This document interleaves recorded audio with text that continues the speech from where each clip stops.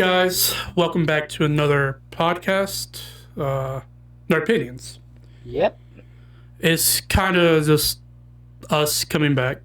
Yep. Not us like officially coming back. We're just kind of updating you guys, getting you guys,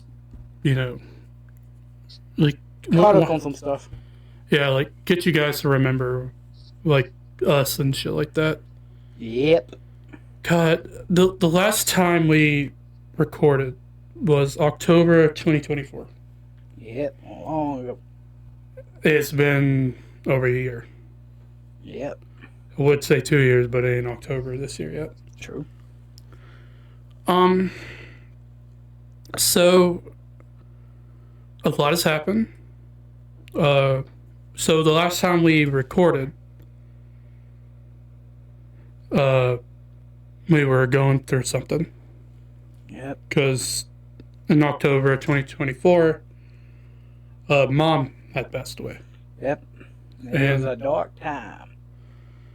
Yeah, Mom had passed away around that time, and so after we passed away, we had a hard time finding the motivation Yep. to do it. We was very lacking in motivation, the will to do anything, and just overall grieving. Yeah.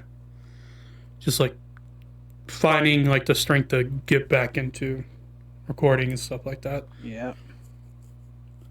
I, on the other hand, I was having, I would do some live streams and stuff, but I'd be kind of like a mess and not say anything and just letting the stream go on and then be done with it. Yeah. Like I try to keep doing it, but after a while, I just kind of stop, and that went on for probably half a year. Yeah. And so eventually, me and myself, like I wasn't ready to get back into their opinions yet.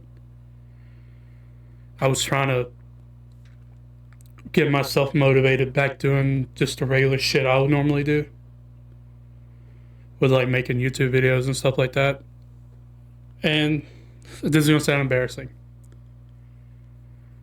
But my return back to making normal videos on my channel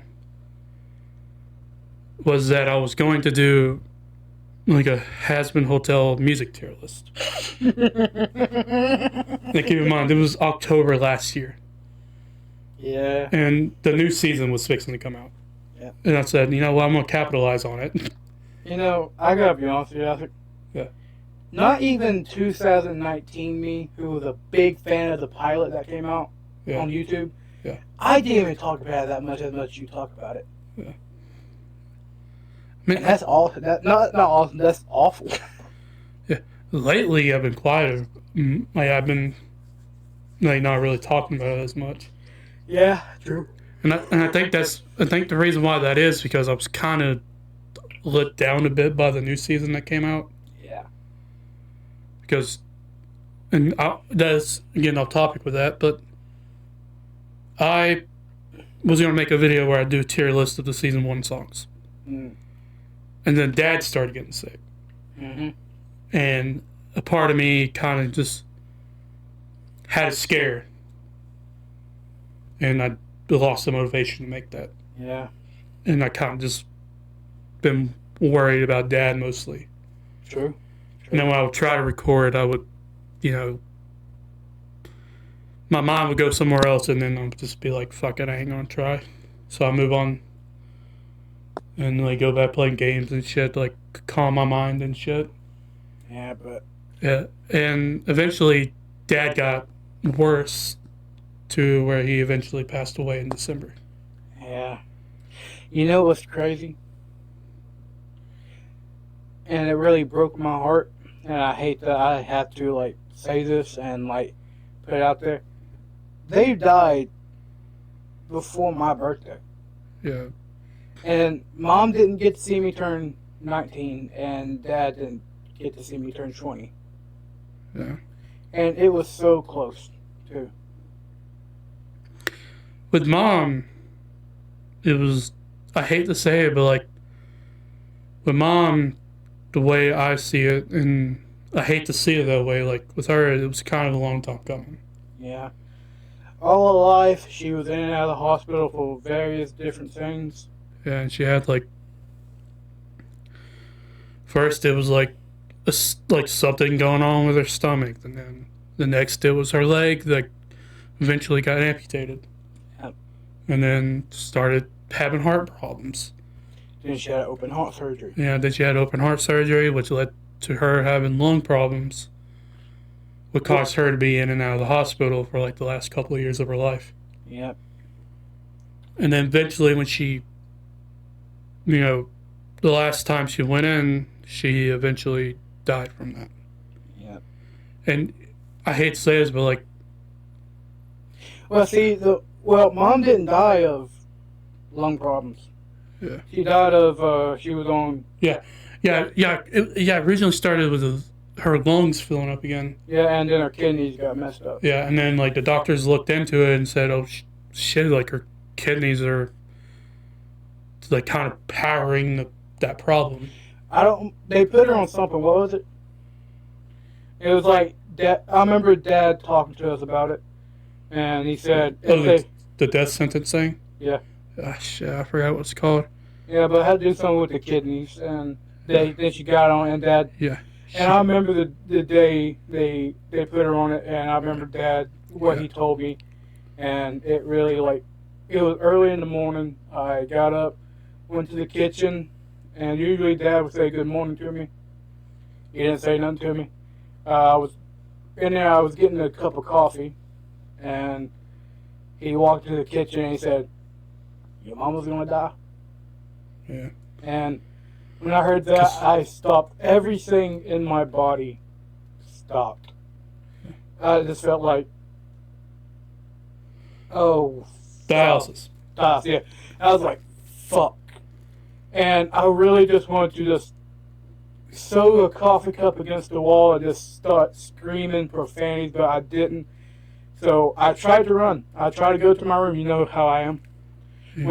When I want to get away from something, I go to my room or go outside. And I tried. And you know what Dad did?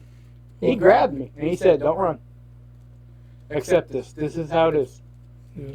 And I started crying, he started crying, and that was the first time that man ever hugged me. Yeah. I remember he woke me up. I think he just got home. And he woke me up and he said, hey, I need you to wake up and I need you to listen. And the thing about Dad is that when he tells you to do something, you fucking do it. Yeah. So I woke my ass up. I sat up on my bed. This happened in this room, by the way. Yep. I sat up on my bed and I looked at him and like he fully had my attention. Mm-hmm. And he said, your mama has started dialysis. And I asked him, so what's that? And he said, well, her kidneys failed. It stopped working. And I was like, oh no, like, literally my first question was, is there a way where I can give her one of mine? That wouldn't have been possible. Mom had a unique blood type. Yeah. I said, is there a way to, like, give her one of mine? It's like, maybe that could, like, help with it and stuff. And he said, no, like, you can't do that. And I said, and then he said, and then eventually it was like dialysis, where they pretty much have some kind of machine working the kidneys for you. But the downside to it is you don't last long with it. The thing was, when he told me that morning in the kitchen, your mama got put on dialysis, from the stuff I knew and from the biological stuff and from the anatomy stuff, all the stuff I learned in science and stuff, I knew what the dialysis was. I knew what it was. Mm-hmm. And when he said that, I was like, oh my God. And so I knew, like, oh yeah, she's not making it. Yeah. He eventually was like, And eventually it was like, yeah, and like the doctor said a few months at best. Yep. And she'll be lucky to be around even longer. And I said, oh, okay. And he said, I thought I should tell you. And you know, he had like his fingers like interlocked with each other. And he had it like on his chest as he was telling me this. And I could tell he was like fighting back, like tears and stuff. And he was just wanting to just say it and be done with it. Yeah. And I was like, okay. And I was just listening and I was just letting him tell everything I need to know. And because I knew this is a conversation that he just couldn't have at the moment. But he knew he needed to have it. And so after that, I got up and spent the rest of my day and stuff like that. Because keep in mind, she's in the hospital. And I was having like this internal struggle with it. Where like people were saying like, oh, you need to go up there and see her. Like, you know, you need to go see her and stuff like that. And I was having this struggle because I know I'll probably fucking talk those ears off about this story a million times. But like, there was a documentary I watched one time about the life of Bob Ross and how, like, you know, he became a painter and the military life he had. Yeah. And how they exploited him after he passed and shit. And his friend was talking to him on the phone when he was like very sick with cancer. I think it was cancer. Yeah. I can't remember. It's been a while since I saw the documentary. And he told Bob, he said, I want to come up there and see you. You know, I'm going to try to come up there and see you. And Bob Ross told him, he said, no, I'd rather you just remember me the way we last talked in person. Yeah. And he said, okay, and he respected Bob Ross's wishes with that. So in my mind, of me trying to cope with it, I thought she was like sprawled out on her bed and like looking awful and shit. In my mind, that's what I thought it was. And I said, well, if there was a time that I want to see her last, it would be when the last I saw her at that point. And I think about nearly half a month later, I spent the whole night staying up watching movies and stuff. And also I watched, and I fucking hate that, like that is like a core memory for like that day when it happened. I was watching that shitty Agatha show that came out. Yeah. And I think I just watched like the season finale. And I eventually got tired and I went to bed, and then I woke up about like a few hours later and I went up to the living room and I crashed on the love seat. And Dad came in. And I knew he had walked in, and like I opened my eyes and I was like drowsy and shit. And he went in the kitchen to do something. I can't remember exactly what it was. And he came to like the doorway between the kitchen and the living room. And he said, do you want to go see your mama? And I said, and I thought it was just like another point of them like asking, because they've been doing it like before. Yeah. And I thought I was like, nah, like I can't do it and stuff like that. Because I thought maybe it was just another visit. Yeah. And he said, well, if you're going to eventually see her, this is the last time I'm going to ask you. And the way he sounded wasn't that he was like frustrated that I wasn't going or anything. It was more that he hated that he had to say that. Yeah. And I knew that it didn't sound right, and I said, why? And he said, because this time when I go out there, she's going to meet Jesus. And I knew what that meant. And I remember a conversation I had with you before I went to sleep, or the night before. You was really upset. Yeah. Because you because you've always had this fucking sense of knowing when shit's about to happen. Yep. And you asked me, you said, can you please go for the both of us to see her? Yep. And so in my mind, when he said that, I remembered that conversation. Yep. And it wasn't that like, oh, it was a realization of the moment, because I also asked Dad, like, you know, like, before we left, I said if Anna was going, he said that she stuck with having to watch DJ. Yeah. And she didn't want DJ to be up there when that happened. Yeah. And as I was leaving the door and he was telling me that, I was thinking, oh my God, I'm going to be the only kid up there. Kid of hers up there. Yeah. And I just literally spent like the whole car ride up there, and the whole time I was like watching like the sunset as we was on the highway.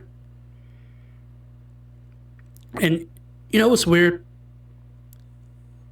It was, and you would think that like I'm like sad thinking about like I'm literally about to go see my mama for the last time. Yeah. My mind was thinking about that one episode of The Walking Dead where Tyrese died, and how he's like sitting in that bedroom bleeding out, and he's having like these like hallucinations and visions and stuff like that. And the scene in particular I was thinking of as I was watching that sunset was him looking, oh God, I'm about to cry, was him looking into the trees as he was listening to that song as he was dying. And in my mind I was thinking, is that what she's going through right now? And when we got to the hospital, we went inside. I'm giving like the short version. I can go like full in detail about everything, because there was like a whole lot of other stuff happening at the same time. Like apparently like Aunt Gina like passed out from like hyperventilating. Yeah. Like honestly, out of all of us, out of all of us, for her, like, Yeah, I know that hurt her. huh? I know that was hurting her. Yeah, it was hurting her so bad she ended up in the emergency room from blacking out, and Uncle Dennis had to come up there and get her. Yep. Because she wouldn't leave. And I got up to the room and I went into her room. She was asleep. I was so fucking scared the whole time in the whole car ride too. I was so scared of like walking in there and just seeing her like looking like complete shit and stuff like that. But no, she was just sleeping. But like her breathing was being forced. But she was just sleeping. And I sat in that room for probably a good while, and then eventually Dad forced me to go into the waiting room and wait. And we sat in there for like probably a good while, and then eventually I went back in there and sat with her when Dad left, and this was like my final moments with her. And I'm sitting there with her, and I'm just like, you know, just watching her just sleep and stuff like that. And I was just paying to like every detail to like how many seconds were going in between her breaths and stuff like that. It was 6. And Dad eventually came in there and he said, your Aunt Lisa is going to take you home. And I said, why can't I be here to be with her? And he said, because I don't want you here. at that point, he didn't want me to be there when she goes. And for some reason, when that happened, it reminded me of Anna not wanting DJ to be there.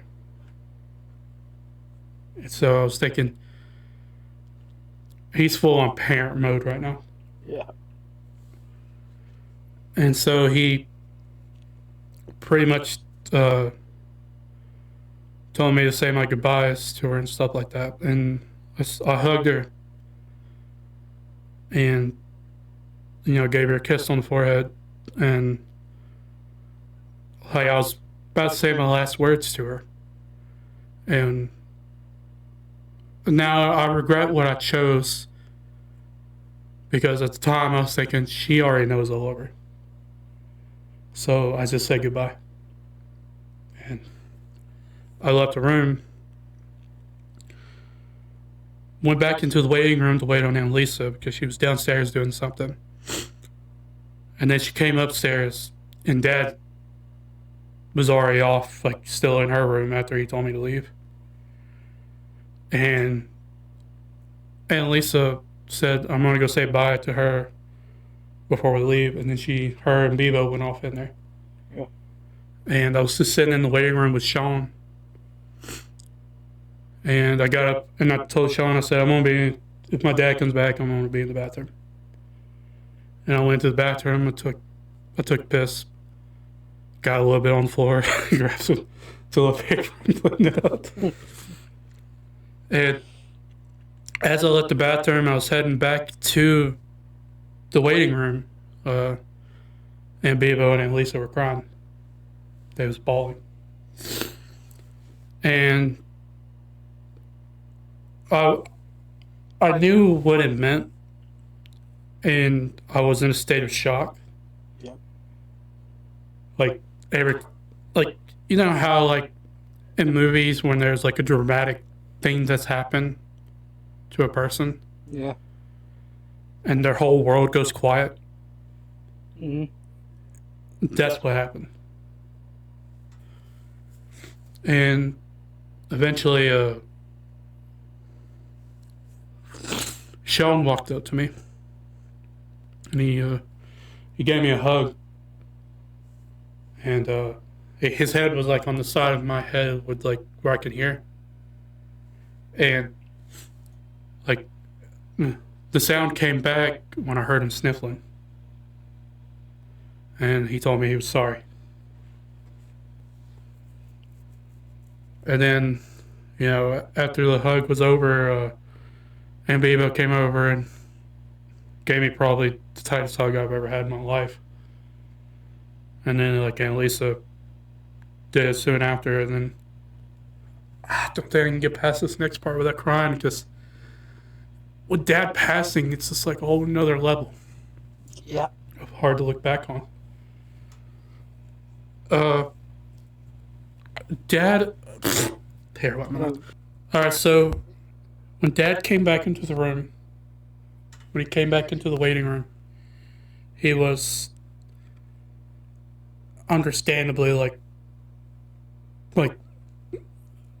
broken, because your wife just passed away. And in front of you, that's probably got to be the worst. And he immediately went to hug Bebo, because she was the closest to him. And he kind of just made his way towards me with like the other people in the room. Because at the time it's Bebo, Lisa, and Sean. Those are the other people in the room. He hugged Bebo, and then he hugged Aunt Lisa, then he hugged Sean. But there was a moment with Sean that I thought was like beautiful in the moment to witness. Is that he told Sean, and said, I know we had our problems in the past, but just know I love you. And then he came to me and like rough where he was about to hug me, he finally broke. And he told me, he said, she's gone. And he said, He said, but remember that, like, she ain't suffering anymore. And I said, okay. And we hugged for like a few minutes, and then he stopped, and then he said, I'm ready to go home. And me, him, and Bebo left. And you know what I got to do? What? I got to ride in the back of the fucking truck. Hmm. And it's fucking cold that night. Yep. And we drove from Princeton all the way back here. Whoa. Meanwhile, I'm in the back bawling my fucking eyes out while freezing to death. Bet that sucked. It was awful, man. And when we dropped Aunt Bevo off, I got in the truck and I said, and I literally told Dad, I said, I think that's probably the worst crying I've ever had in my life. Yeah. And he said, why? And I said, because it was cold. And he laughed. Which made me laugh. And he stopped in front of Aunt Gina's on the way home, and Anna came out. And he thought he was fixing to break the news to her, but she already knew. And he told Anna, he said, like, I'm going to need you down there when I tell him. And we came down to the house, and I told Dad, I said, because at this point, Dad's defeated. Yeah. And I could tell he just wants a minute. And I told him, I said, I can tell David. And he said, nah, it's better coming from me. And he went in and told you. He didn't say anything to me. What'd he say? He didn't say nothing. When I heard the truck, I walked into the hallway up there. Yeah. He came in. He just, like I said, I said, we didn't have to talk to each other. He gave me a look, and I gave him a look. He gave me the look, and that was it.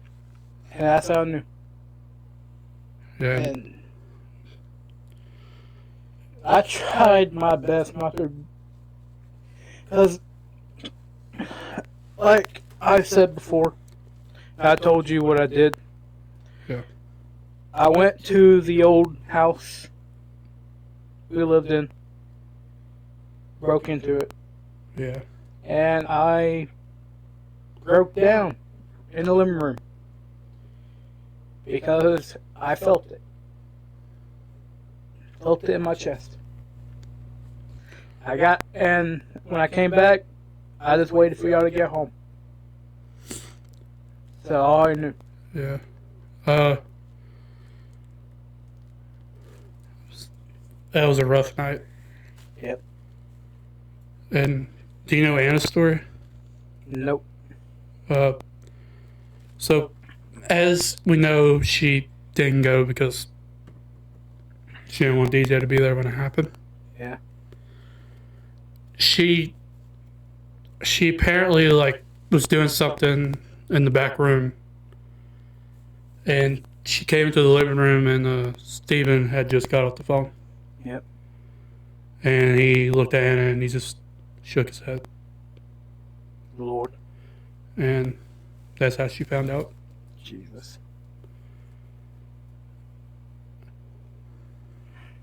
That's awful. And yeah, that was a rough night. And fast forward to nearly a year later. I got this one. Huh? I got this one. Yeah, because you're more knowledgeable about this one. Because for some reason, at this point, one minute somebody saying, "Oh, he's having a walking problem." Next minute, he's fucking done. Not in. No shit. So, near the end of my father's life, he started breaking down. His right leg started giving out. He started losing weight day by day and started losing all his strength. I would sit down in the living room with him, talk to him, and we would just do the regular banter he always did. He would weigh himself, and he'd say, I'm getting skinny. And I said, maybe you ain't eating enough. And he told me, I just ain't feeling hungry. And so we just laughed it off. And when his knees started to get worse, he started falling. He couldn't get up off the couch. And then he started going to the doctor. When he came back from the doctor, he had all these problems wrong with him. He had they didn't know if it was a cancer, they didn't know if it was a blood clot. He went back to the doctor a couple days later, comes back, and he has a list of just medical problems. And then it's immediately when those things came out, it's like he was like, okay, cat's out of the bag. I'm done pretending. And he just said, fuck it. And he just went down. He went to the hospital. Came back from the hospital. Went back. And he stayed. Can I cut in and say something about this? What? About the constant trip to the hospital? Mm-hmm. I said about around the third time he went back, I actively got fucking pissed to where I nearly trashed my room about it. And I started like crying a bit, and I said, I am not fucking doing this shit again. Yeah. And God, it's a while before we could go visit him. And from my point of view of it, I was just so numb to the fact that I had to go visit a parent in a hospital. Because mom. Yeah, happened a lot. And I was like, let's just go. But when we always went to go see mom, she was always there. Yeah. And she always just looked the same. But the first time I went to go visit him, I walked into that room. I looked at him, and I knew. I looked in his eyes. He wasn't all there. He was a skeleton. And I was like, I can't do this. And I walked out. Yeah. I walked out, went to sitting room, and I just sat there like processing this image I had in my head. What with him? It was the fear I had with mom. You know what I mean? Yeah. It was the fear I had with mom. The day of the when he got sent to the emergency room for when he fell that one morning. Yeah. I went out there to go see him, and it's probably like one of the last normal conversations I had with him before, like when he started losing it and stuff like that. Mm-hmm. And the last conversation I had with him, he was like laid in like the emergency room, whatever. Because in the emergency room they have a back where like all the patients would go and stuff. Yeah. And they would like determine if you need to be administered or, that they can just patch you up and send you back home. Which we knew he wasn't being patched up to sit back home. Nope. So I went back there and Anna was there too, and I asked him and said like, and it was a dumb question, but I guess it was just me like making like a silly joke. And like, honestly, like what happened with the conversation, I don't regret it. But I said, are you doing good? No, I said, how are you doing? And he said, not good. You want to switch places? That's the last quirk that I heard him say to me. And I said, nah, I'm good. And I sat in there with him for a bit, and like there was a moment that happened where I was thinking, like, all right, so something's about to happen soon. Was that Anna was like standing there, and she was like rearranging like the little table they had there with like his stuff on it. And Dad looked at her and he said, "Tell Mark to put the lighter fluid back." And Lee was like looking at him weird, like, what? And she said, what? And he said, and Dad said, he took my lighter fluid, I want it back. Mm. And we were confused by it. And, if you don't know, Matt is referring to our Uncle Matt, his brother. yeah, Dad has a, no, it was Mark. Was it, Dad said Matt or Mark? He said Matt. Yeah. Yeah. And Dad was just, and he eventually just stopped talking, and I was looking at her, and she was like confused about it as much as I was. And about a few minutes later, I went back into the waiting room, and Gina and Bebo was there, and I told him, I said, like, yeah, I don't think he's gonna be leaving this time. And they said, why? And I said, well, because. Was I there too? Huh? I was there too, right? No, you didn't go that time. I remember going where you had to wait until be able to get to those doors to go see him. Yeah, that's the ICU. Yeah. I say the ICU trip was a trip that really set it in my brain that this is the end. And when okay, hold on. Okay. And I remember you and Anna went to go back. We actually, at first, me, you, and Anna went back to see him. Yeah, and you just immediately left. And he was laying there, unconscious, and Anna was like, "Hey, Dad," and he wouldn't wake up. And I was like, "He ain't gonna wake up. He don't even know we're here." And I couldn't look at him. Yeah. I just couldn't look at him, and I just walked out. But I went to the front room, and I was just sitting there, and then I decided I got to. And I have so many things to say, and I gotta say it before everything goes out the door. And so I waited, those doors opened up, and I went back there, and I grabbed one of those chairs, and I scraped it across the floor, got on the other side of the bed, and I sat there, and I just sat there, and I just looked at him, and I said, "Daddy, if you can hear me, just know I love you. I've been a terrible son. Every time you came into a room, I ran away. I wanted to avoid you, and I don't know why I wanted to avoid you." And his eyes opened. Mm-hmm. And he wasn't conscious. He opened his eyes, and he's just looking around, and his hand was moving like that. And I just put my hand out, and I grabbed his hand, and he grabbed my hand so tight, and I started talking more, and when he went back out of it, I started talking more about what's going on with me, and I told him the pain of losing Mom, and the thought of him going,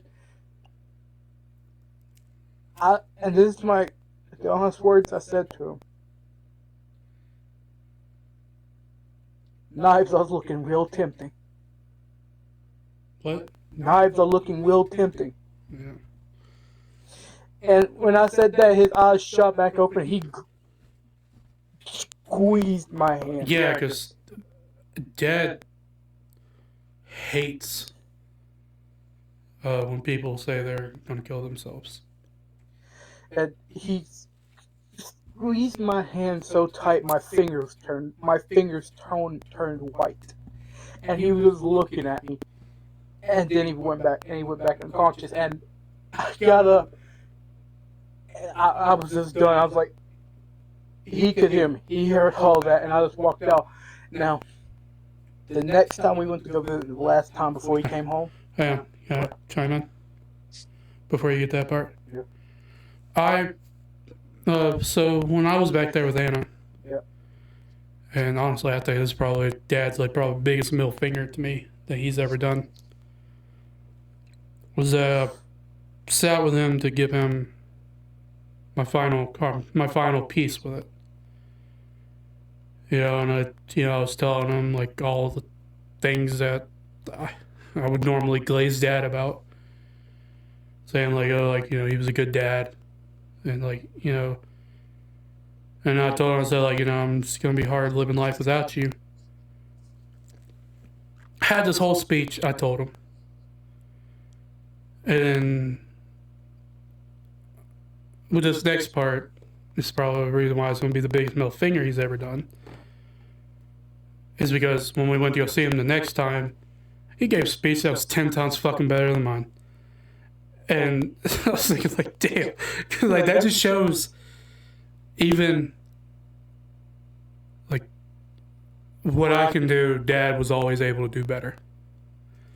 And it was and when that happened, when the last time I saw him and he said his final words to us. Yeah.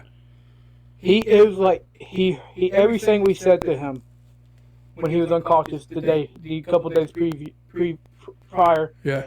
He just answered. He just responded to all of them. Then the things he said, he told me he did me wrong. Yeah. And which, in my opinion, I think the way how to him, you thought you was a horrible son to him. At the same time, he thought he was a horrible father to you. And I think that's where y'all's relationship had the biggest problem. Because y'all thought y'all were the shitty person in that relationship. When in reality, y'all just never fucking gave each other the chance. And the words he said to me that day stick with me. The first thing he said to me when he said, I remember Anna was standing, I talked to him, and he cut her off and said, "Where's my boy at?" Yeah. And she said, "Oh," and she pointed at you first. And he said, "No, the other one." The other one. He said, "No, the other one." Yeah, Jesus, Dad, thanks. He said, "No, the other one." He said, "No, the other one." And she moved because I was behind her, and he said, "Come here." Yeah. And I walked up, and he said, he put his, and this is how I immediately knew he remembered the day prior. He put his hand out. Yeah. And he's like, and I grabbed his hand and shook his head, and he said, "It was nice knowing you." Which he immediately regretted. Yeah, and Yeah. I said it was nice knowing you too. Yeah. And I turned, and I'm not gonna lie to you, I immediately turned around and I just started tearing up. I was like, yeah, I saw it. Yeah, and I was there. And I guess he saw that too, and he's like, "You come back, don't cry, come here." Yeah, because like I said, he immediately fucking regretted that. He was like, "Well, that wasn't the right words. Try it again." Yeah, he said, "Don't cry, come here."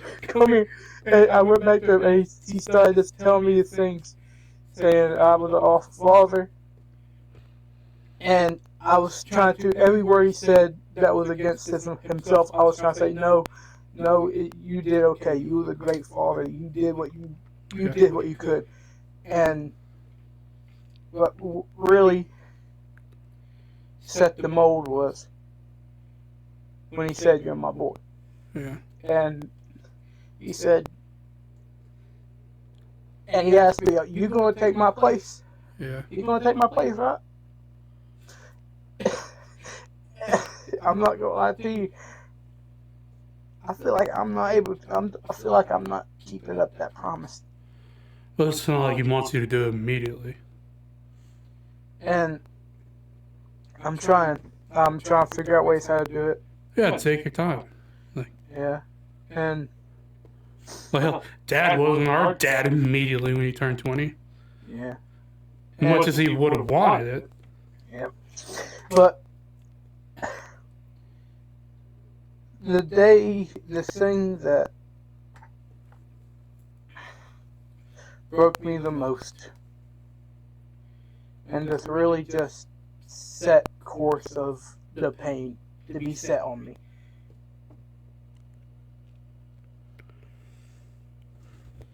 like I said earlier, me and my dad, we didn't have to talk to each other. Yeah. We just looked at each other and that's it. And we got a point across to each other. And I remember the night he died. Yeah. He was at home. He was here at home, hospice. And I was standing in the hallway in the living room. The same spot I was standing when he came in and looked at me and said, Mama died. Yeah. And I was walking out of the living room and I was standing there and I just turned around and looked at him and he was already looking at me. And looked into each other's eyes and the way his face was, this face and his eyes just like did something like that. He told me I'm gonna die. Yeah. I'm dying tonight, and I was like, he knew it was coming. yeah, I'm dying tonight, and I just accepted it, and I came back here, laid down in bed, and I just laid there, and I waited for like hours, not moving until Anna walked in my room, and she said, Dad's dead, and I was like, yeah, I know. Yeah, the last like the last day he was in hospice. I was sitting in the living room with everybody, and it was just sitting there and stuff like that. He was out cold. Yeah. Yeah, he did that a lot before he passed away. He was asleep a lot, and he was out cold. And I guess rewind. And also, I want the podcast to know about this because it's probably the coolest fucking thing to do for E-Pass. Is that he watched Tombstone. Yeah. Like, I remember, Angina wanted to watch a movie, and I had Tombstone recorded on DVR, and she looked at Dad and she said, "You want to watch Tombstone?" And Dad said, "I don't give a shit." He said, "I don't give a shit." Yeah. And he pretty much watched half of the movie before he went to sleep. And I like to think that was the last movie he watched. And I think that's probably the most badass last movie to watch before you go. Yeah, and don't forget what Aunt Gina and told us. He stripped, and they told us when he was dying, he stripped butt booty naked. Yeah, you know what's funny? What? Well, it's half funny but half sad. Is that the morning that he passed, and Anna came in there and she said, Dad passed, and I was like, shit, and I kind of came over to my desk here and I just started bawling for a bit, and I think around 6 o'clock because he passed away around 5:30, so about 30 minutes later, I went into the living room and Uncle Matt and his wife were there, and Gina and the hospice nurse and Anna and Bebo, they were all up there. Mm-hmm. And I was, I saw Dad, and since you mentioned that he got butt-ass naked before he died, he had clothes on. Now, I don't know about you, but I feel so sorry for whoever dressed him. Because I know that's had to have been the hardest fucking thing. Anna. I would love, no, I don't really want to, but I want to get Anna's entire process of everything from start. I don't think that's a good idea, because she had it, out of the three of us, she had it worse. She had it the fucking worst. Because with Mom, she wasn't there when she went. Yeah, Anna was there with Dad every moment. Yeah, every moment from the moment that they said he was dying. Yeah, from the moment that he told her he wanted to die at home. And she was with him every moment. To the point where she wasn't even fucking sleeping. And you want to know what Anna told me? What? Anna told me, well, actually, no, she told me don't tell no one that, so I'm not going to say it. Yeah. She was with him every moment until he passed. Yep. And I think it was about the morning that he passed and when the warden came. Was it the warden? Yeah. Who's the one that who's the one that comes to get the body? Undertaker. The Undertaker? Yeah, he came and he pretty much... Oh, and for you uncultured swine out there, here in the South we call morticians undertakers. Yeah. He came out and he pronounced dead. Mm-hmm. And Anna and Gina had to give them every detail of like what happened before he passed, so he knew all that. And it's also a hard moment to watch because not only am I having to witness, the person taking my dad's body, Mm-hmm.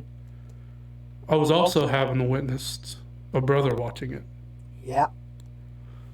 And I don't know Uncle Matt all that well. Didn't you say like he was fine until they stopped picking him up? Yeah, like he was fine the entire time. He was like, the thing is that they were having like uncomfortable like jokes being thrown around, not towards like dad or anything, just like catching up jokes. Yeah. Because apparently, like I guess Uncle Matt used to be good friends with everyone, Mm-hmm. and they were just catching up. And I don't know if it's hard to explain, like seeing Dad's body laying there, and everyone's just around him, just chatting. It is probably by far the bizarrest fucking thing to witness. Yeah, I'm glad I wasn't up there. Yeah. Because I would have just been standing there looking at him. Yeah. I couldn't even come up there. I was stuck between the hallway and the bathroom. I was too scared to go in there, and the warden, Undertaker. yeah, the Undertaker came and he started putting Dad in the black bag, which was hard to watch. And it wasn't until they got Dad into the front room is when Uncle Matt started crying, because they put him on like the stretcher thing, and Uncle Matt started crying. And like I said, I don't know Uncle Matt well, but it was weird to see that. Like, it was just weird to like all of a sudden like you see your uncle for like the first time in years and he's like crying in front of you. Yeah, that's got to think about it. Mark, you got to think about it. See it from a brother's point of view. Yeah, that's why I said. See from this point of view. We are in the future. You're sitting in my future house, and I am laying on a hospital bed, dead. Yeah. And yeah, like I'm having to watch you be took away. I'm not saying that it was wrong for him to cry. I'm just saying like it was a hard moment to watch because you also got to think about this. That was also his big brother. Yeah, it was a moment of just. Not only it was me grieving as a son, I was witnessing a brother grieving his brother. Yep. As they, took him out there, and it was like after they took him off, I sat in the living room for a bit, and honestly, it's probably one of the most fucking Williams moments I've ever had. Sitting there trying not to fucking cry in front of people. And it was so hard not to do that. Because I almost like slipped up a couple of times. And eventually like everybody started to leave. And Anna was going to go to Patrice's. Because he needed to get out of the house. Yeah. And Patrice said, do you want to come with us? And I said, I think I want to be alone for a few minutes. And as soon as everyone left, I immediately, as the door closed, I fucking broke down. Because to me, it just fucking happened again. Yep. Like, not even like a few months prior, like I was saying, I can't fucking do it again. And I was right. Because I didn't cry that hard when she passed. And it was mainly because I was prepared for that. Yep. With Dad, I wasn't. It just happened. With Mom, it was years leading up to it. With Dad, it took 3 months. Yep. It just happened all fucking sudden, and then there I'm sitting in the living room fucking bawling my fucking eyes out, and then eventually I go on my phone and try to go on Facebook to ease my mind, and I just see all these people making posts about Dad, saying that, like, they, sad that it happened. I'm surprised the news got out that fucking quick, because it didn't happen just like a fucking hour ago. Because at that point it was like 30 minutes after he left. Of course it got out fast, because Dad, to everyone in our family, was the man. Yeah. Here's the thing. It was people who were making posts about it that I didn't even fucking know who they were. They just tagged Dad in it, and I just happened to see the post. Mm-hmm. So, I'm surprised that the news spreaded that fast to, like, even people they probably hadn't even talked to in years. And it was like 30 minutes. Like, come on, he passed at 5:30. I went up there at 6, so I was like 30 minutes after he passed. And everyone left by 6:30. So that's a whole hour after he passed. So, like, that was literally a whole hour after he passed, and, like, literally everyone that he knew found out. Yep. That early in the morning that they all found out. And I was fucking... With Mom, I had an escape. Yep. Of, like, grieving with it. Like, for example, I would shut everything off and play a game to calm my mind. With Dad, I don't know what the fuck it was. Like, with Mom, I was sad. With Dad, I was pissed. Pissed off while being sad. It's because it happened so sudden. And I wasn't ready for it. And I was so fucking pissed. To the point where I didn't even want to play my game. I didn't even want to go on Facebook. Because every time I go on Facebook, people remind me that he's passed. And I was so pissed off, and I didn't know what to do with myself. And it didn't help much that his bed was there for about a couple of days after he passed. And I think about, in that moment, like the 30 minutes between when I found out and when I got up, I tried to seek comfort from, like, practically anyone who has, like, an outside perspective and not looking in. So I immediately started calling Blaine. Blaine didn't pick up. And I just kept calling him, and he wouldn't pick up, and I said, I'm going to try it.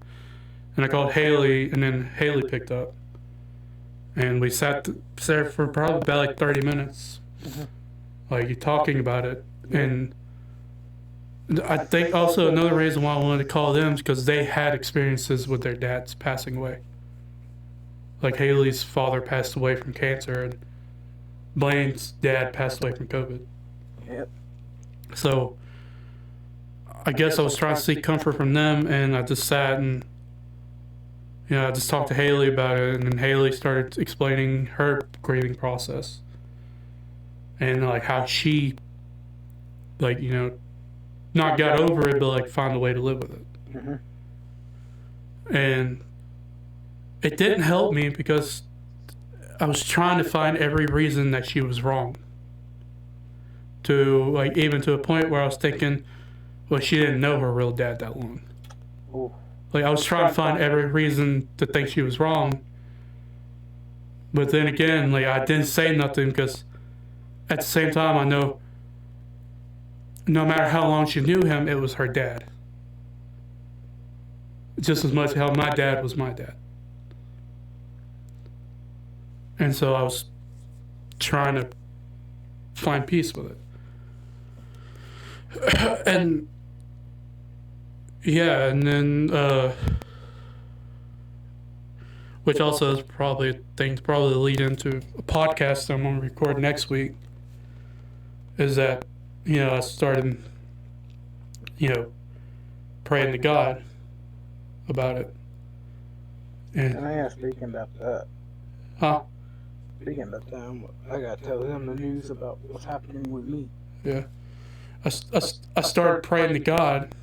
I started talking to God and started, like, after my mom passed, I immediately started praying to God, saying, please welcome her into your kingdom and take care of her for me. I asked God of that. And after Dad passed, I didn't pray to God, I prayed to Dad.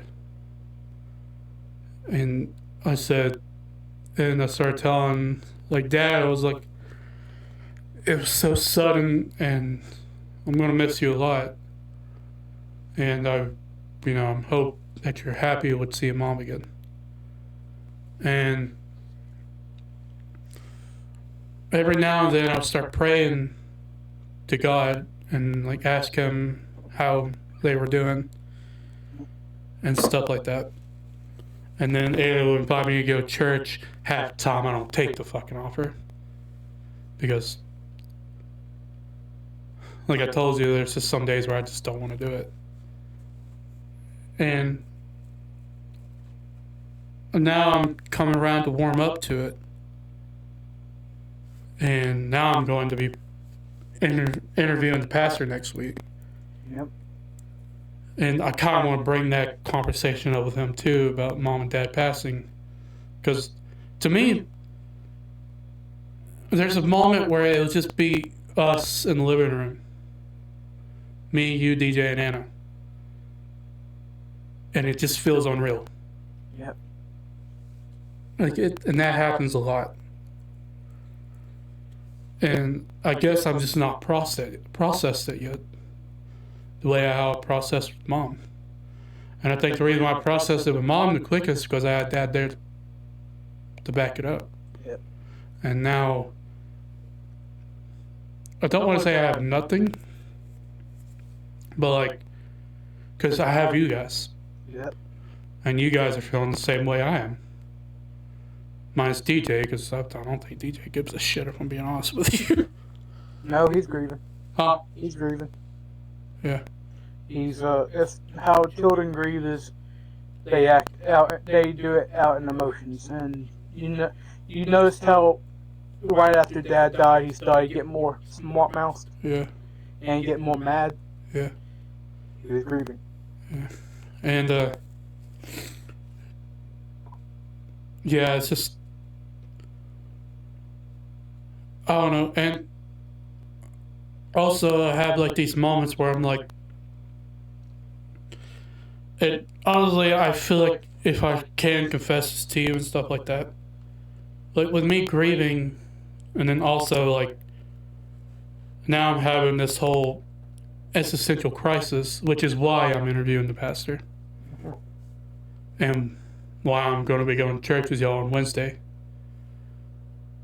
Any other days for foreseeable future, I'll probably, maybe go or maybe not go. But, like, now I'm having, like, these existential crisis with my religion and stuff. Because the conversation that we had that night about how, like, I need to go to church more often and stuff like that, Yeah. really began to make me question my belief. And I started listening to, like, podcasts of, like, people talking about it. About how they're experiencing the same thing, where they're, like, questioning if, like, well, am I really a Christian, or am I just calling myself that? and stuff like that. And now I'm having that existential crisis along with trying to come to process with Dad. Also, like, now I don't have my friends around that much anymore. So I can't go there to find comfort with that much anymore. Besides Sam, but Sam doesn't talk that much. Like, he's a good listener, he just doesn't talk. And so, like, that's why I always, and I always have, like, these worries of, like, coming to you or Nana about it, because then you guys would just only tell me to go to church, and Well, that's because... and I know that's because I need to. No, that's not that. It's because we can't tell you anything because we don't know ourselves. That's why when you interview that pastor, you ask him the questions you need answered. Yeah. Because he knows God. Yeah. And that's why when I do interview him, I'm going to have probably like a few minutes before I start recording just asking personal questions. Because, like, when I go to an interview, like, it's mostly just going to be me asking questions about him, about how he became a pastor and how he got in, this life of, like, being a son of God. Like, not a son of God, but, like, just being a man of God and living a life with God as his guidance and Jesus. Yeah, that's one thing I have noticed when I went to, like, those sermons and stuff. And I think this is something that I really do need to correct myself on, is that they mostly talk about Jesus. Yep. And I think that's where I'm always mistaken. Here's the thing. It's what it's called is a pastor and a preacher. They aren't like priests. Priests, they are someone who stands for God. Yeah. A pastor and a preacher, they are what they call fishermen of men. That means they speak the word of Jesus and help people understand and bring them to Jesus so they can be brought to God. That's what that is. That's why they talk about Jesus so much, is because they're trying to make people understand Jesus. If you understand Jesus, you understand God. Yeah. And honestly, I'm glad like, here's the thing, it's not that,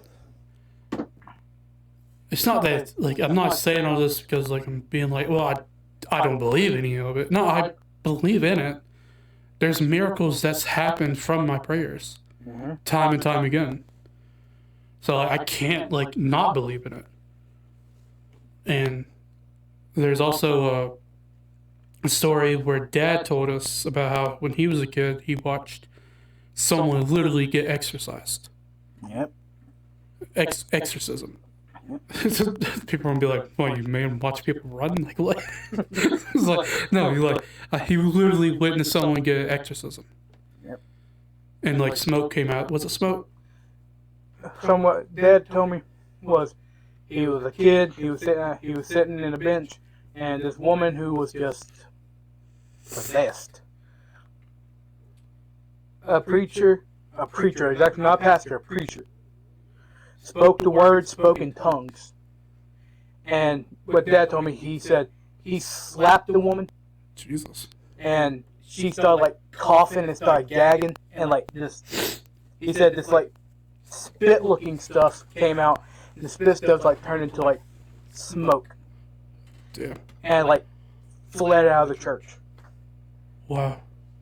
See, it's like stories like that, and also with, like, the night that Dad got saved, which is probably one of the most beautiful part of him. Oh yeah, that is legit. He was so out of it. Yeah. But when Pastor Daniel walked into that room, he came back. Yeah. And when I interviewed Pastor Daniel, I want to bring that story up because I want to hear his point of view of it. Because he didn't know that that's what happened. Because it wasn't until, like, at Dad's funeral when we spoke for Dad with our speeches. Let me ask him, what did you think of my speech? It is good. You don't remember it, do you?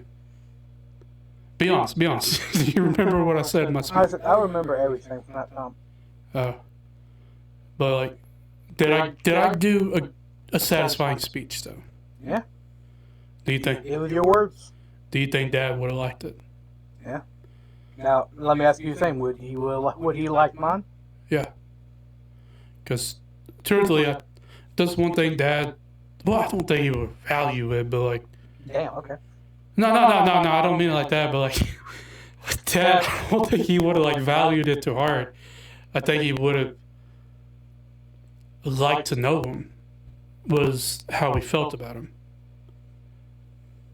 Because in my speech, I just talked about how Mom and Dad met, and talked about how like Dad's life would have been, no, I wouldn't say nothing, but like wouldn't have been explained without explaining Mom. Because with them, with Mom and Dad, there's no Dad, there's no Mom. And the same thing works the other way. Well, there's no Mom, there's no Dad.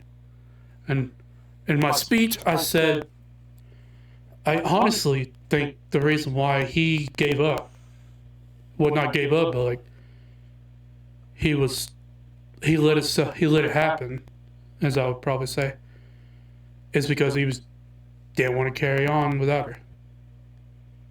And he was ready for it. And I guess, and honestly, I didn't really explain what Dad said to me the night that we saw him last, like fully aware, was that he, and honestly, like, you say that you felt like a bad son. What he said to me made me feel like I failed as a son. Yeah. Was he said, I have nothing more to, like, I can't teach you anymore. Which makes me think that, like, well, did he think he was still teaching me? You know what I mean? So that's why I kind of feel like I failed at it, because he thought he still had to show me how to pretty much be a man in a man's world. And honestly, if I were to go back and like have a response to that, because all I said was like, I know, and stuff like that, I probably would have said, you didn't have to teach me anything. I'm just a pussy. And I wish I could have said that to him. Yeah, he would have fought you on that. Yeah. Yeah, I'm just a pussy. And honestly, like, the actual last words, he asked me if I could hear TV, which I try to find meaning in it, but I genuinely just think he just wanted to know. The one thing that got me, like, had me, like, that almost made me break down tears after the whole situation. And y'all remember you telling me the conversation you was having when you talked to him last? Yeah. And he asked you about me, and he asked you, did David eat? Yeah, I was sitting in the living room, and he was, he didn't ask me, he was trying to get Anna's attention and ask her. He said, did David eat? And then she said, I don't know. And I said, well, he took like a whole pack of noodles to his room, so I think he's good. I literally told him that. So he took a whole pack of noodles to his room, so I think he's good. Which the reality is that you just left the fucking noodles in the front room. I don't know how back here. No, because I went in, like, I think I went outside to do something. Yeah, well, I don't want to say it. Okay, I was going outside to do something. I'm not going to say what it was because it put Dad in a bad light, what it was I had to do. But, like, when I came back in, I saw where you had stuffed a whole, like, 2-pack of noodles on his dresser. Like on the dresser. And it was, like, shoving shit back and stuff. It just seems like you got scared with, like, all the people in the room. He's just like, nope. He just shoved it there and left. and I had to take it into the kitchen. Yeah. And Oh no, that I didn't want to see Dad. yeah, I couldn't see him like that. I just couldn't. I couldn't bear myself to do it. yeah. So I brought it into the kitchen, and then that's when he asked Santa how the David ate. I said, well, he took a whole pack back there because I knew y'all bought 3. Yeah. And there was only 2. Mm-hmm. And I was like, yeah, he took a whole pack back there. I think he's gonna be good. And he was like, okay. And then he tried to go back to sleep after that. And I think the last moment I saw him alive was I got up and went in the living room to get me a drink in the middle of the night. And Gina and Anna were trying to sleep in the living room. And Gina was in the love seat, half asleep. And Anna was trying to sleep in the chair. And I literally told her, I said, like, that's a little comfortable. You bought like a whole, what's that thing called? She's currently sleeping on it. Yeah. Huh? I don't know what it's called. Oh, fuck. I don't know what it's called. I don't know. For anyone who's wondering what we're talking about, it says fold-up beds. But Not a futon. it's not a futon, no. It's like a fold-up bed. And she was sleeping in a chair. I said, "Don't you, like, you brought that down here. Why don't you sleep on that?" And she said, "I don't want to be in there in case he goes." Mm. And I said, "Okay." And I went and grabbed me a drink and went back to my room. Hey, keep talking. I got pissed. Oh. Yeah. I went to my room, and I went to sleep, and yeah, I woke up. David is currently off doing something. You gotta mute this real quick. I am talking through David's microphone right now. Now, in case you guys are wondering why the mics are echoing, it's because David's mic, for some reason, is picking up my voice. I don't know why that is, but that's just how things are. So I apologize if that's bothering you. I will try to fix the audio issues when I can. Until then, this is what you have to work with. Get my mic back. But yeah, that's what's been going on lately. Yep. Oh, yeah, I gotta tell him an update about my thing. So, last time we talked, I said my goodbyes, as I always do. If I don't see you, good morning, good evening, good night. And that's the last thing I said to you. Said to you guys. Now, a recent update was me. I found God. Yeah. And I remember when Mom passed, you said you fucking hated the guy. Oh, yes, you fucking hated him. Oh, Such a change up. Let me tell you, I was so angry with God. And to the point where when Dad started getting sick, I went out the door and I got on my knees and I put my hands together and I prayed. That wasn't a good prayer. I said, if my daddy dies, you better send one of your angels down here for me to beat the fuck out of him. Because if I can't get my hands on you, I'm willing to get my hands on one of them. Because one dude did, I don't remember who fought the angel in the Bible. I don't remember at the moment. Yeah. But here's the thing. After I did that, all I remember was someone telling me, "Oh yeah, your dad's gonna die tonight," and I was like, "Okay." I went out there, made that awful prayer, and I went up there, and I was fully expecting him to be dying, but no, he was fine, and apparently God gave me a couple more days to have him in my life. Yeah. And I was like, I still hate you though. Yeah. But all that hate and stuff formed this. Now back when my mom died, explain how that developed was I started drinking, underage drinking to be exact. Yeah, which Dad, before he passed, told you to stop. Yeah. I started underage drinking. I started fighting more and more. I was more violent than I ever was. And when my daddy passed, he said, "Stop drinking." Before my daddy died, he said, "Stop drinking. Stop." And I was like, okay. And I haven't touched a drop of alcohol since. And I'm 20 now. Yeah, bro, their 20th birthday. Yeah, that was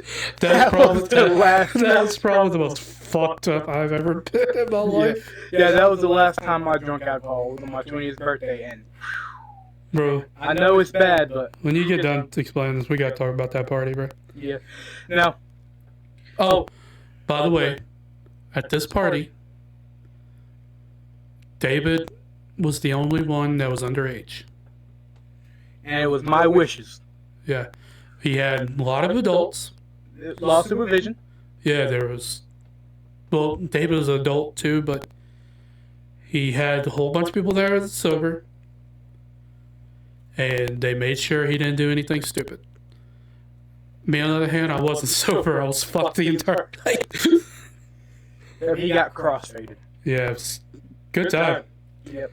We gotta talk about that whole story when we get to it. Yeah, and now, the day I started, and see, I was still, even after that, I was still angry at God.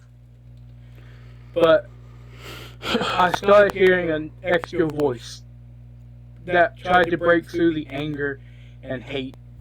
And I listened to it. I listened to that new voice. And the day I went to church, and I walked up, and no wait, hold on. But I started going to church more, and I started learning more and more, and that voice got stronger, very strong. And I was sitting there, and I felt this tug. It was like it's pulling me into something. And I remember I got up that morning. I went to church, and at the end of the sermon, everyone was being saved. That voice turned into a feeling that went into my feet, and I got up and I started walking down the aisle. Now, the hate and anger was telling me, go back to your seat and sit down. We don't want to be saved. We don't want to be saved by this. I ain't saying that. I don't mean this. This false God. Yeah. And I just pushed it away and let that good voice come through. And when I got up there, it was like the pastor immediately knew it. He put his hand on my shoulder, and I closed my eyes, and a bunch of people came up, put their hands on me. And the one that felt the most powerful was on this shoulder. He's talking about his left shoulder, by the way. Yeah, was the left shoulder. And it felt like the hand of my dad. And the pastor started praying. And then everybody around me started praying. And it was like the anger and hate got ripped out of my body. And I felt free. Then that good voice that formed took over and just made me say the words to the pastor, I want to become a preacher.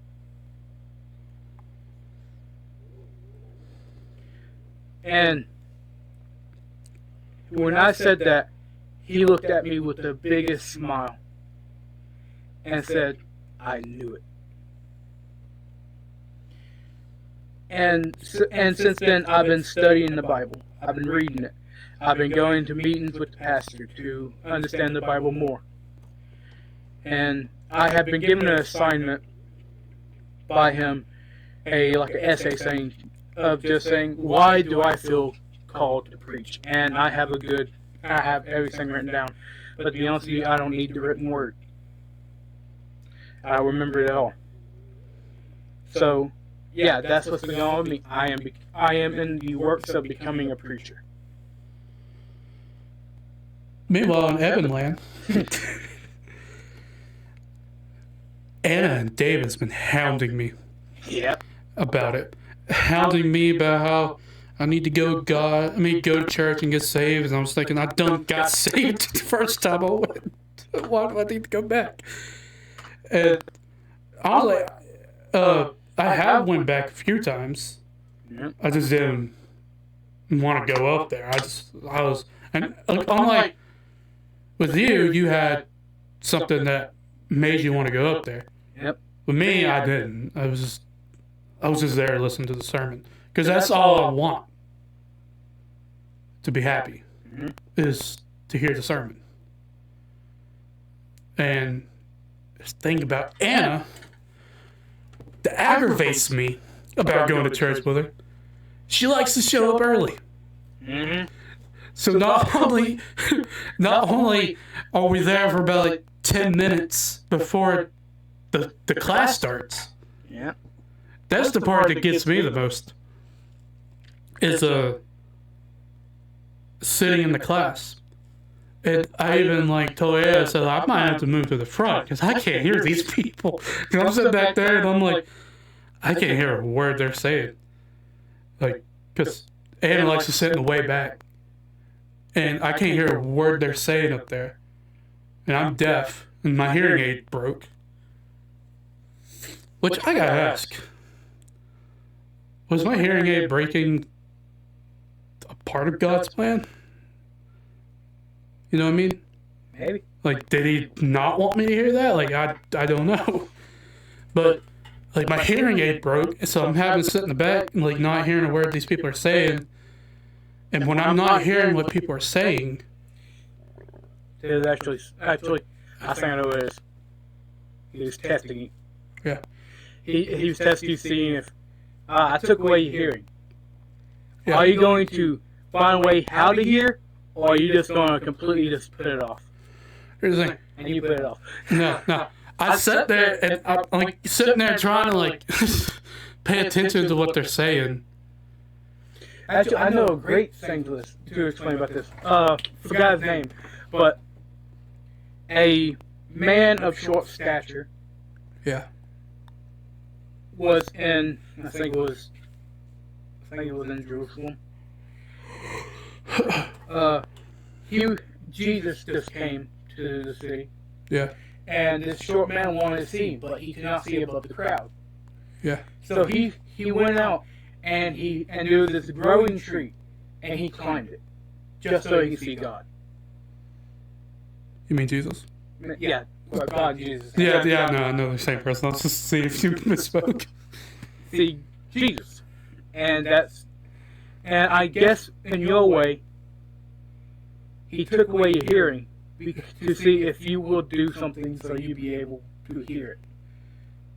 Yeah, but here's the thing: I didn't hear what they were saying, but I understood what was happening. It was Sunday school, and they were all praying.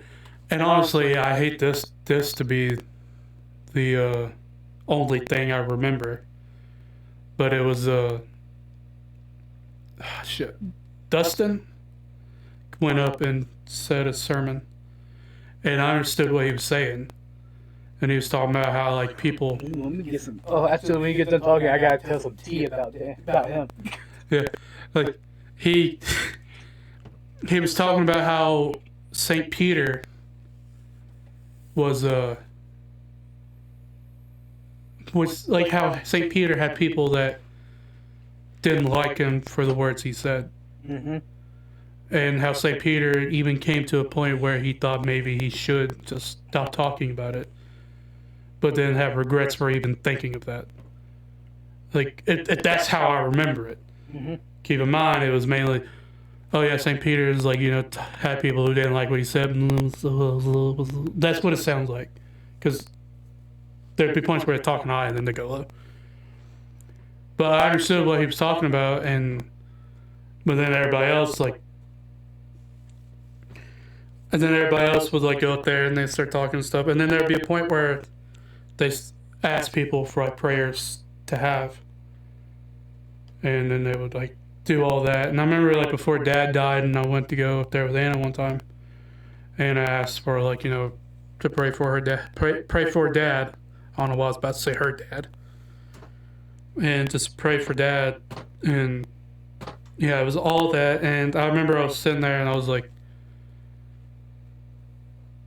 yeah, so this is where people give the prayers in the house. And then yeah, But here's the thing, back what I was about to say before you told me about the short guy, was that when I'm not understanding what you're saying, and like, you know, I'm trying my best to understand what you're trying to say. And I'm not saying this as I don't understand what they're talking about. I'm just like, I just can't hear them. I eventually just get frustrated and get bored. And I know that's probably dumb to do, considering I probably could have just got up and went to the front. Yep. Went to the front and probably could have heard a lot better. Mm-hmm. But, yeah. But when my attention gets full on in is when Pastor Daniel will go up and start talking. And yeah, because he makes sure you can hear that. Yeah, but the problem is, with me personally, is that when he's done with the lecture, not a lecture, but when he's done with the sermon, it's in one ear out the other. And then so by the time I get back to the car, I don't even remember what he was talking about. That's the devil. It's not me. I mean, it's not the devil thing. It's just, it's me just like, you know, my focus will go to other things once when I'm done paying attention. And when my focus goes to the other thing, I forget what I was doing before it. And when I do that, I forget it. I do remember one of them, and it was the one I've listened to after Mom passed. He was talking about how pretty much when you follow Jesus, yourself is being reborn. And you become a new person out of it. I remember that one. I don't remember exactly what he used from the Bible to explain it, but I remembered the lesson from it. That one I remember. But anything after that, I don't. Yeah. Any other sermon after that, I don't remember. But it's not that I don't enjoy it. It's just that my attention level is just stupid. And I just don't remember anything afterwards. Yeah. And that's the problem I had in school, where I learned something and I'll be like, that's really good. And then I'd be like, well, what's 2 plus 2? 8. That's literally how I am. But 2 plus 2 is 4, and I'll be like, okay, that's good. All right, what's 2 plus 2? 8. That's how I am. Like, unless it's like something that's really like focused on something that I'm having trouble with. And it's not that I don't care, it's just that my attention level is just not going to let that sink in. Yeah. Now, tell you about Dustin. Yeah, I'd like to hear some tea about him. The last thing I remember about Dustin is when I heard his sermon. And I hope to God none of them hears this podcast. After we left, and I asked Anna about it, so I said, well, what do you think of his sermon? Because this is after they broke up. Yep. And I said, what do you think of his sermon? And she said, it's good, but he never talks about how his personal experience with it. He's like, it's more like he's telling you it without giving a reason to why he's telling you it. Like, for example, if I were to be like, you know, you gotta follow God because you're hurting about it. But I'm not gonna tell you about why I follow God. Do you know what I mean? Yeah. Now, the tea about Dustin is... Yeah, I'd like to hear some tea about Dustin. He broke up with Anna. You gotta speak up. He broke up with Anna. Yeah. But the next time Anna saw him at church, he was talking to the other ladies. Ooh. And you know what that's called? What? Sinning. Sinning to the T. Yeah. My man's a player. Yeah. But it's not that cool when you do it to my sister. Yeah.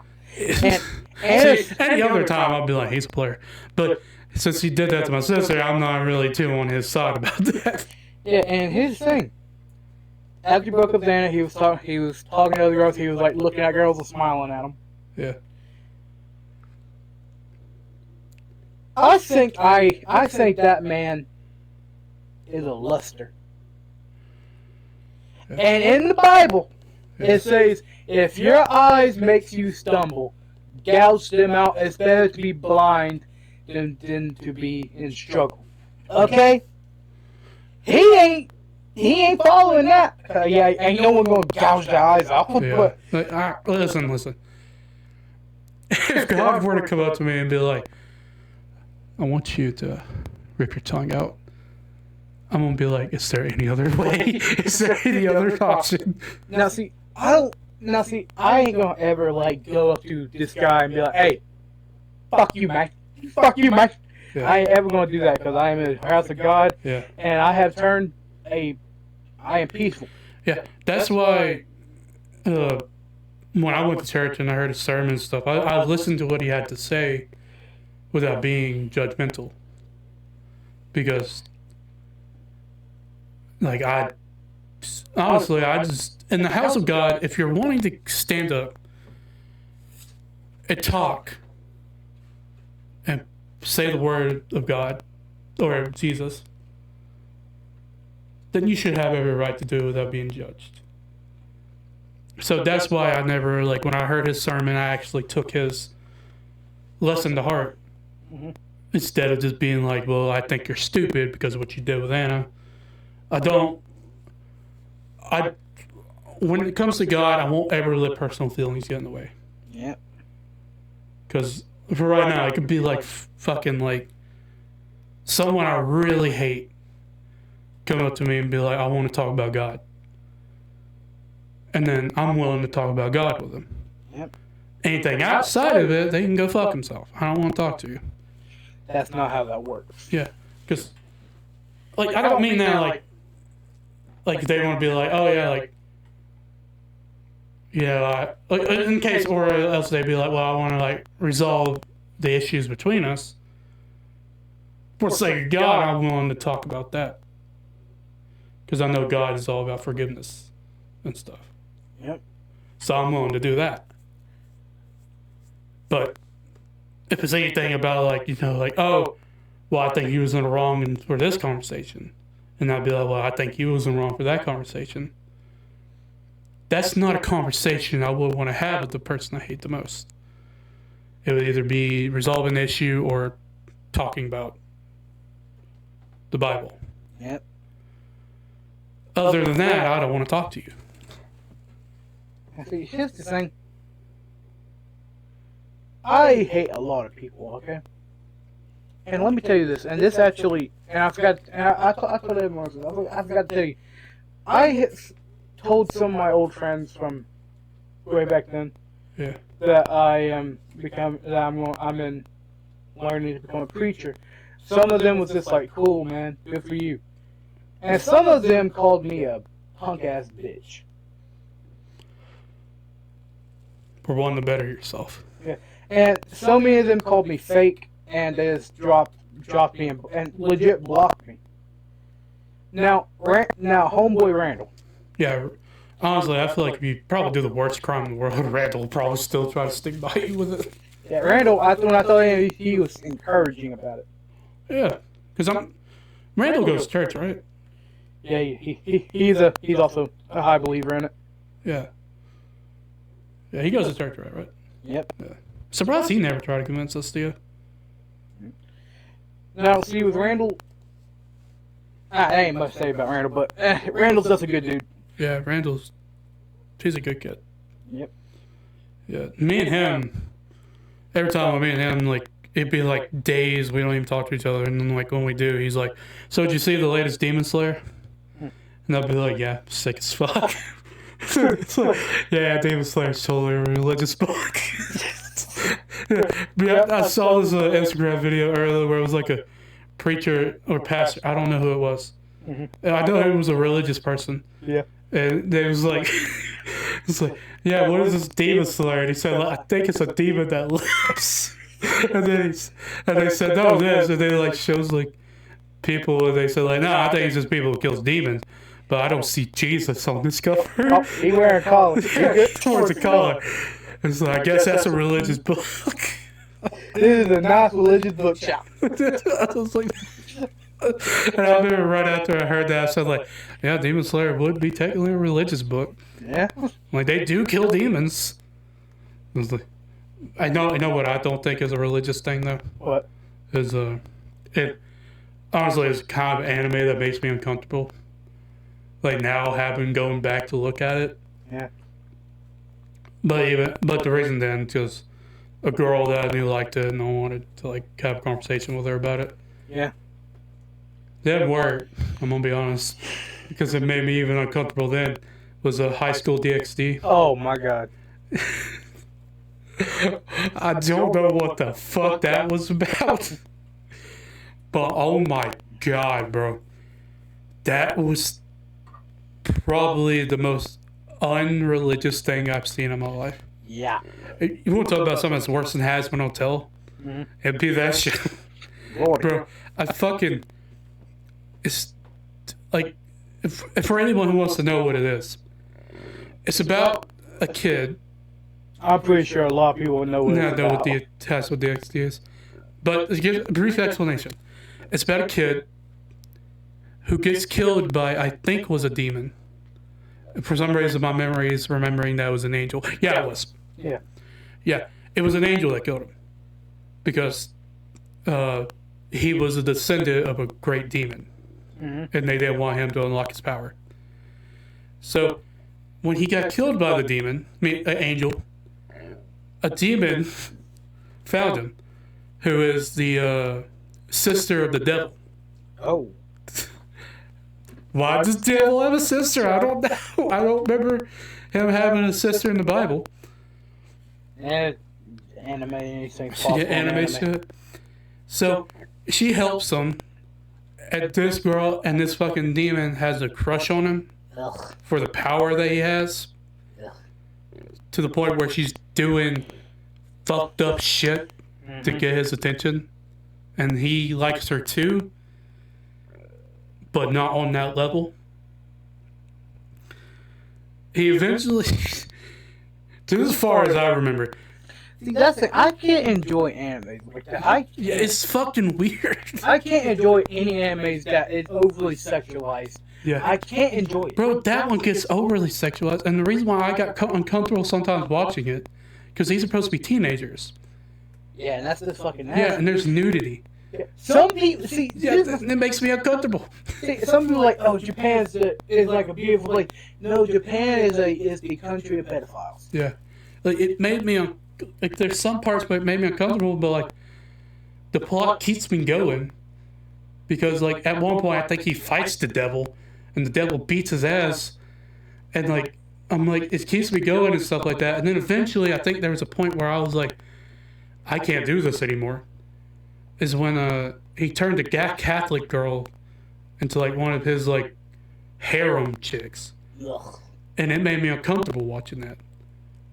Because, you know, I know it's Catholic and it's a different point of religion. But it's still, at the end of the day, Catholics and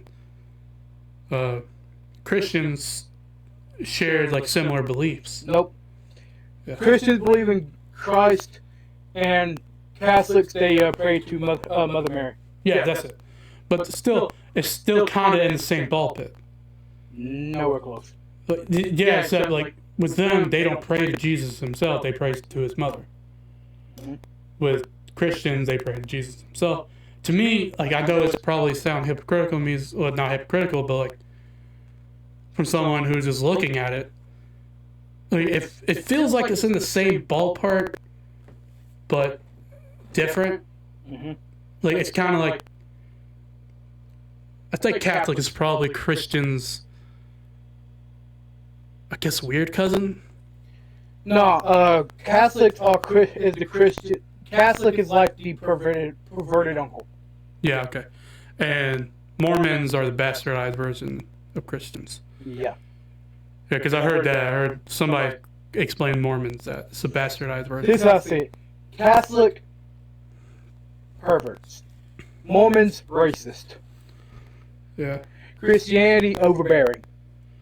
So you also see a flaw with Christianity too, right? I see. See, you can't. No, here's that. You can't be religious without seeing the flaws. Yeah. And with Christians, like you said, it is overbearing. But would you rather be a pervert or a racist? I would rather be overbearing. You'd rather be overbearing. Because, bro, I remember when I heard about the Mormons. Because I thought that maybe they was just Joseph Smith and that was it. Like, they just think Joseph Smith was like a second Jesus. And that's all I knew. I didn't know about the black stuff. Yeah. I didn't know about that shit. When I found out about it, I was like, oh. And a lot of Mormons probably listen to this and not liking it, but... Yeah, I can't believe they'd be like, oh, demons have black skin. Racism. Yeah. And I was like, ooh, okay. And you know what's weird? They would hate Christianity then because there's a lot of dark people in Christianity. And I remember when we had that argument that night, you mentioned that Mom was Catholic. I don't know what the fuck Mom was. And I was thinking, she wasn't no Christian. And I was thinking, like, I would rather think Mom was a Christian than a Catholic. I don't think Mom was a Christian. And I don't know what fucking religion Mom and Dad was in. Because Dad in the end was Christian. Yeah, but Dad, he believed what Solomon believed. Yeah. You don't need a church. All you need is your Bible and the world that God created. Yeah. There's a podcast that I listen to of like the Good Mythical Morning guys. Yeah. And one of them was given that same description, how they believe it. Like, you know, I don't believe you got to go to church and stuff like that. I just believe that as long as you're faithful to God, that's all you need. Mm-hmm. And that's how I want to be. Like, you know, I don't want to be reminded every day that, like, you know, everything that you can possibly do could be a sin. And honestly, when I'm told that, it makes me depressed because it makes me feel like I'm not doing enough. And to me, I personally would like to think, personally. Yeah. And I'm not saying like God actually thinks this, because nobody knows what God thinks. The only thing we know is what He told in the Bible. Yeah. But like, what I would like to think that God feels that He would want you to do is that I think He would want you to live your life and not do horrible things. And like a father. Yeah, and as long as you don't do those horrible things, you're welcome into His kingdom. But if you do these horrible things, He has to punish you. It's like bad trees produce bad fruit. Yeah. Good trees produce good fruit.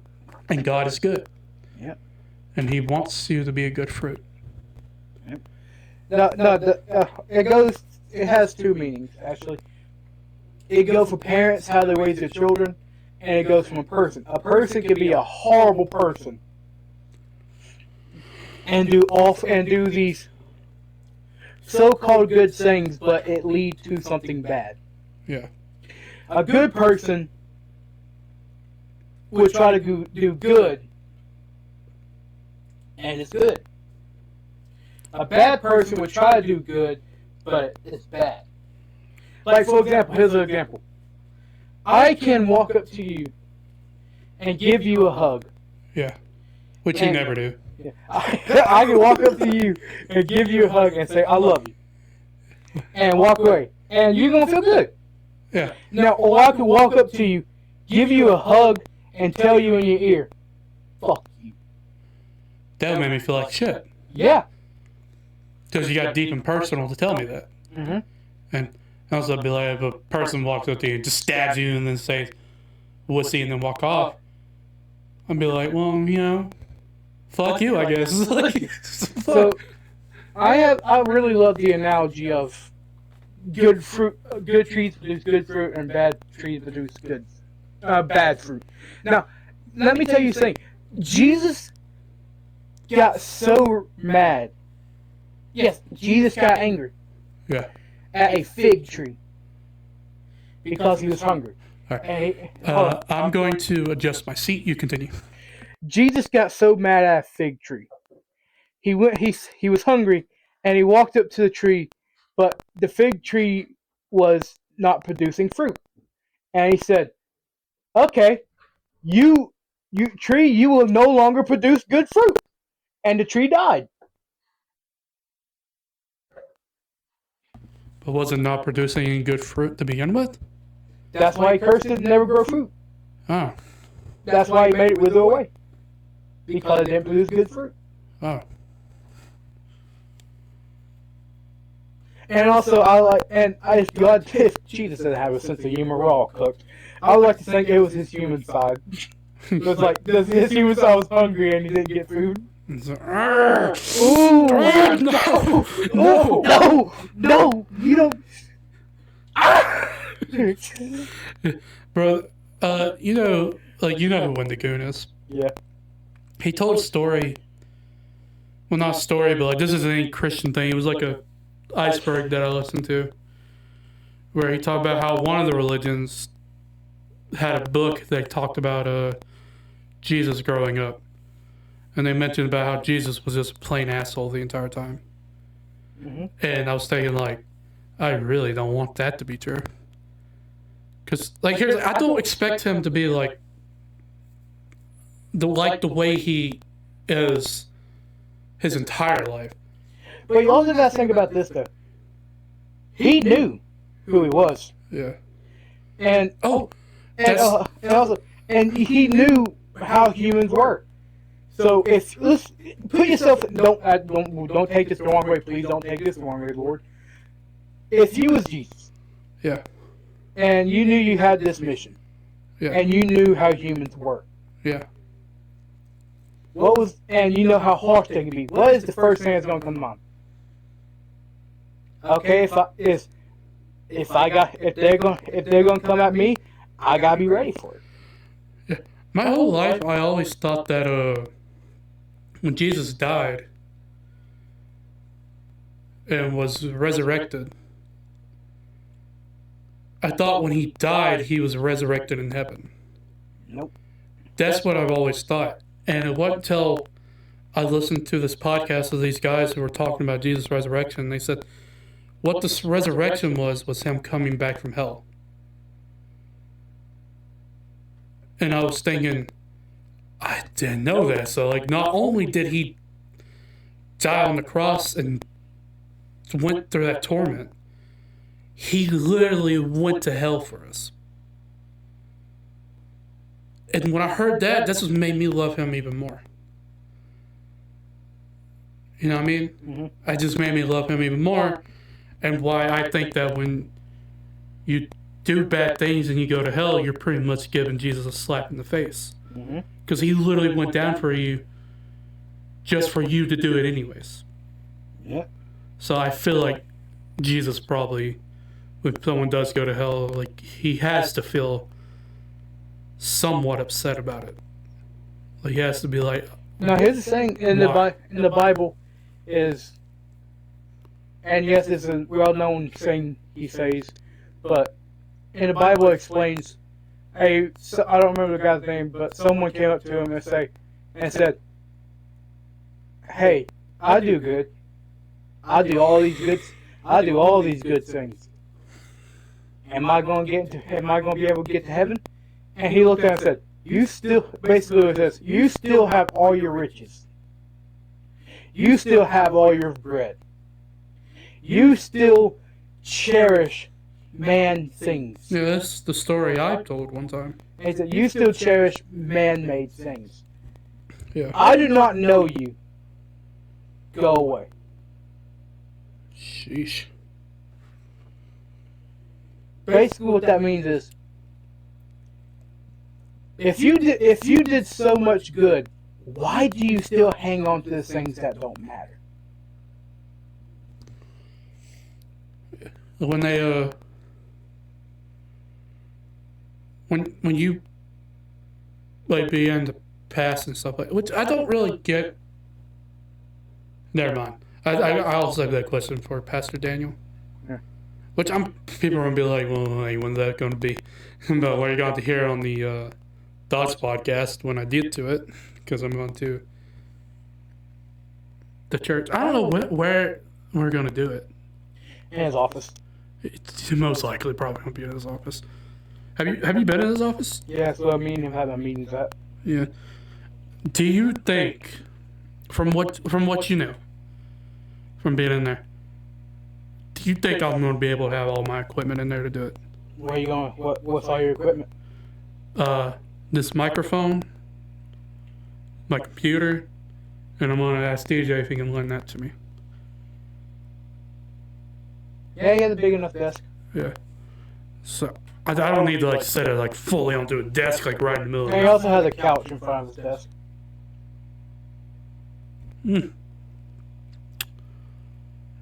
That's good. All right, the one thing I do like about his office, he has a picture of a lion with a cross going down its face behind him. Yeah. It's cool, and he also has the Last Supper is like a painting of the Last Supper is like hung up on the front of his desk, and he also has a stone statue of the Last Supper on the front of his desk. Wow, he really likes Last Supper. Yep, and he just had and he has a collection of mini Marvel pop figurines. He's into Marvel?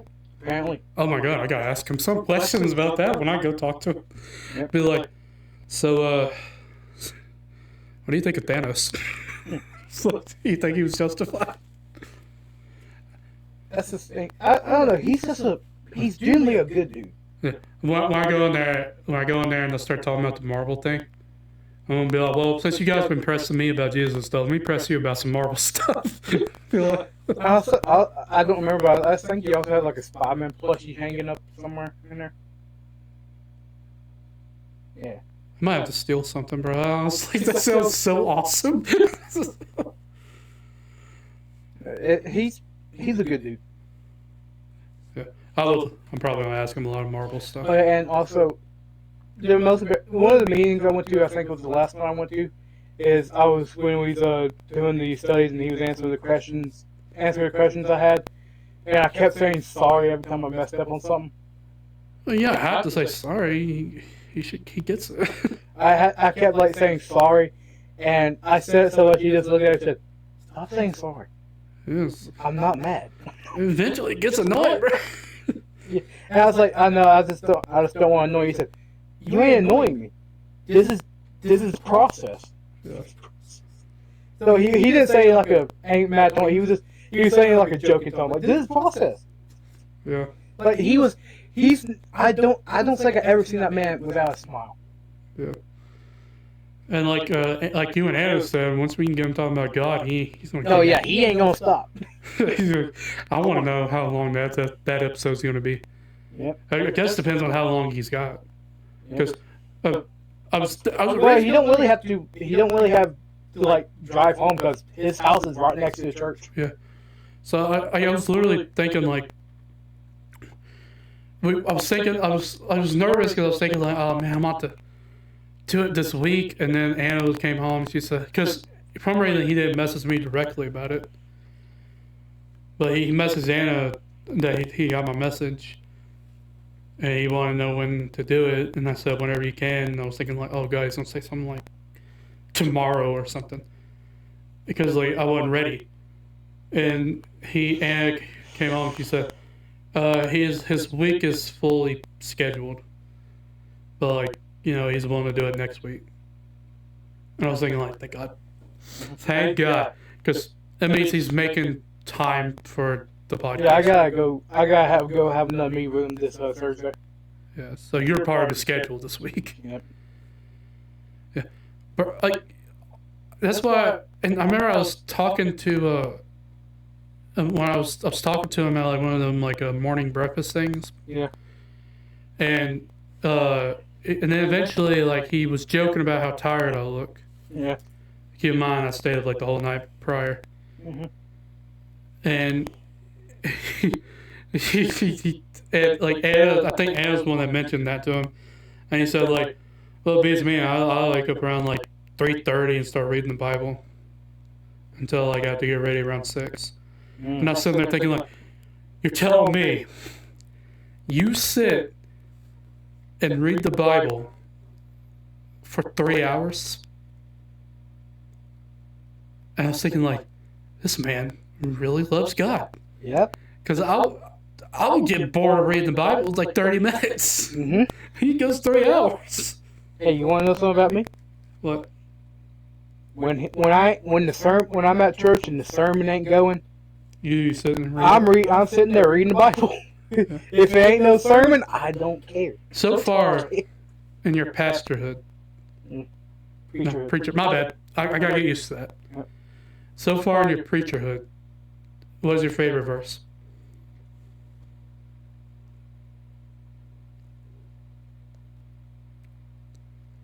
Keep in mind, I don't know any, so you can literally make one up and I wouldn't know. Oh, you don't get your... Alright, here, you can take this with you and talk to it. The Bible right quick. I don't know if he's talking into his microphone, Got but... my Bible right quick. Yeah. But... Yeah. Pastor Daniel, if you're listening to this podcast, I hope you're enjoying it. I'm sorry for cursing a few times. It's just a bad habit I have. I apologize. Yeah, I hope you're enjoying this podcast so far. Now we're going to talk about the Bible. Yeah. Here, you need me to hold it well. Yeah, I got this page. Yeah, David has like his whole glasses and Bible shit right here. So this is how much I read. Good Lord, man, what the heck? Yeah. Where's the start? Start. Oh my God. Jesus Christ. Yeah. All this. Oh my God. It just started a few weeks ago. Hey, the book's addicting, man. Currently I am reading Matthew. Matthew 12:06. Okay, now going to the... Oh, hold on. Let me bookmark my thing so I lose it. Alright. Alright, so...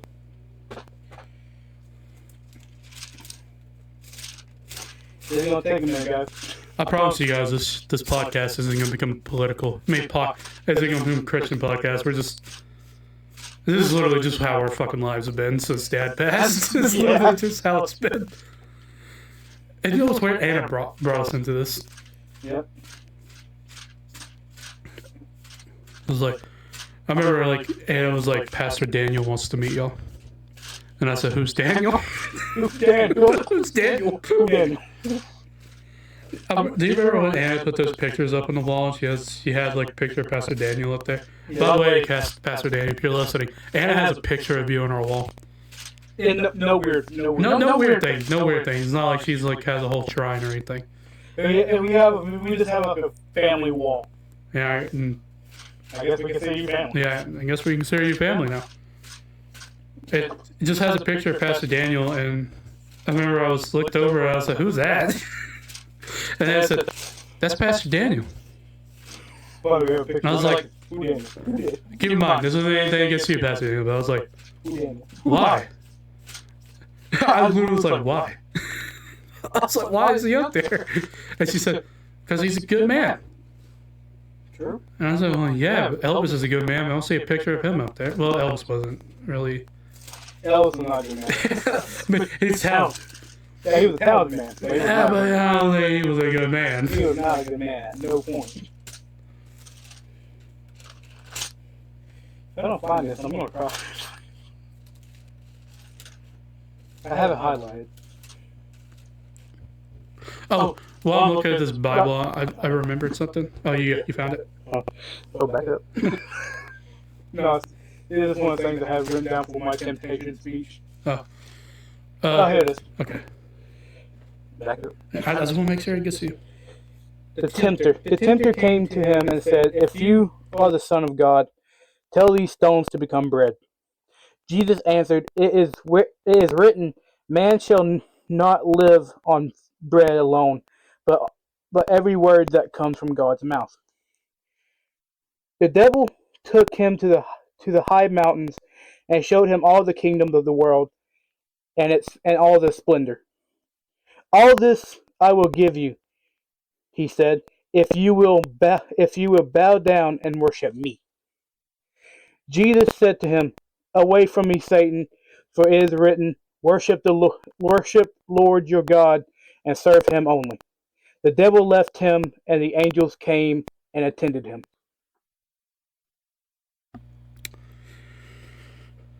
Oh wow! So you like the what was it? Is that the story where he took Jesus to the highest mountain? I just said that. I'm sorry. I just said that. Like I said, in one ear out the other. Yep. All I heard was Jesus and the devil. I was like, oh, so that must be the story about the mountain. Yep, and this is where I'm at now. It's I'm getting close to where Jesus is about to be crucified. Spoilers. He got crucified. Okay, so one of I was reading, it said, Son of Man will be lashed, beaten, and crucified. I hate that I was smiling from my...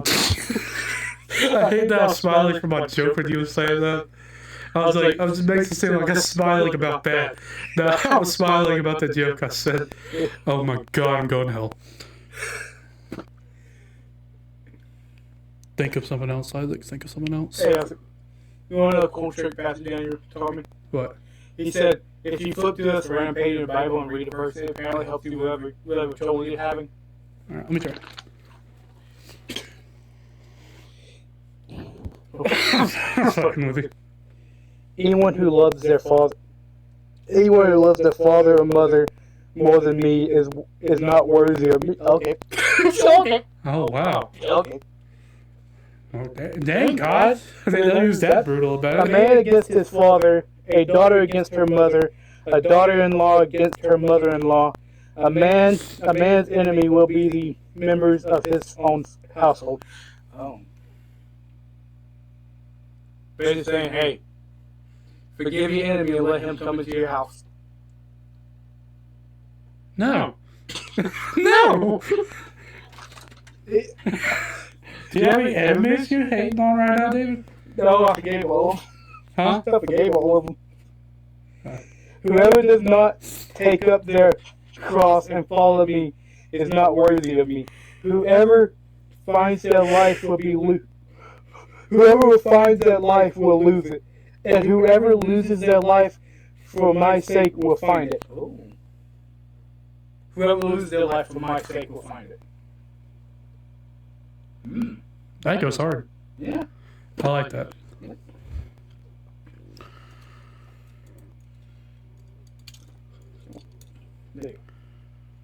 I noticed you didn't even wear your glasses for that. You're getting better at reading. No, I was just down at it. Right at it. When I'm reading it, I'm like back here. There you go. So yeah, that was Bible talk. Yeah, I'm guessing you're tired of talking about the Bible. I'm never tired of talking about the Bible. Yeah. Is the Bible actually like a real book, or did we just make like a demon joke or some shit? The Bible, it was a joke from Aqua Teen Force. Yeah. It's like, yeah, the Bible. The Bible. You dare question the word of God? So you dare question the words of Mighty Jimmy? Mighty Jimmy.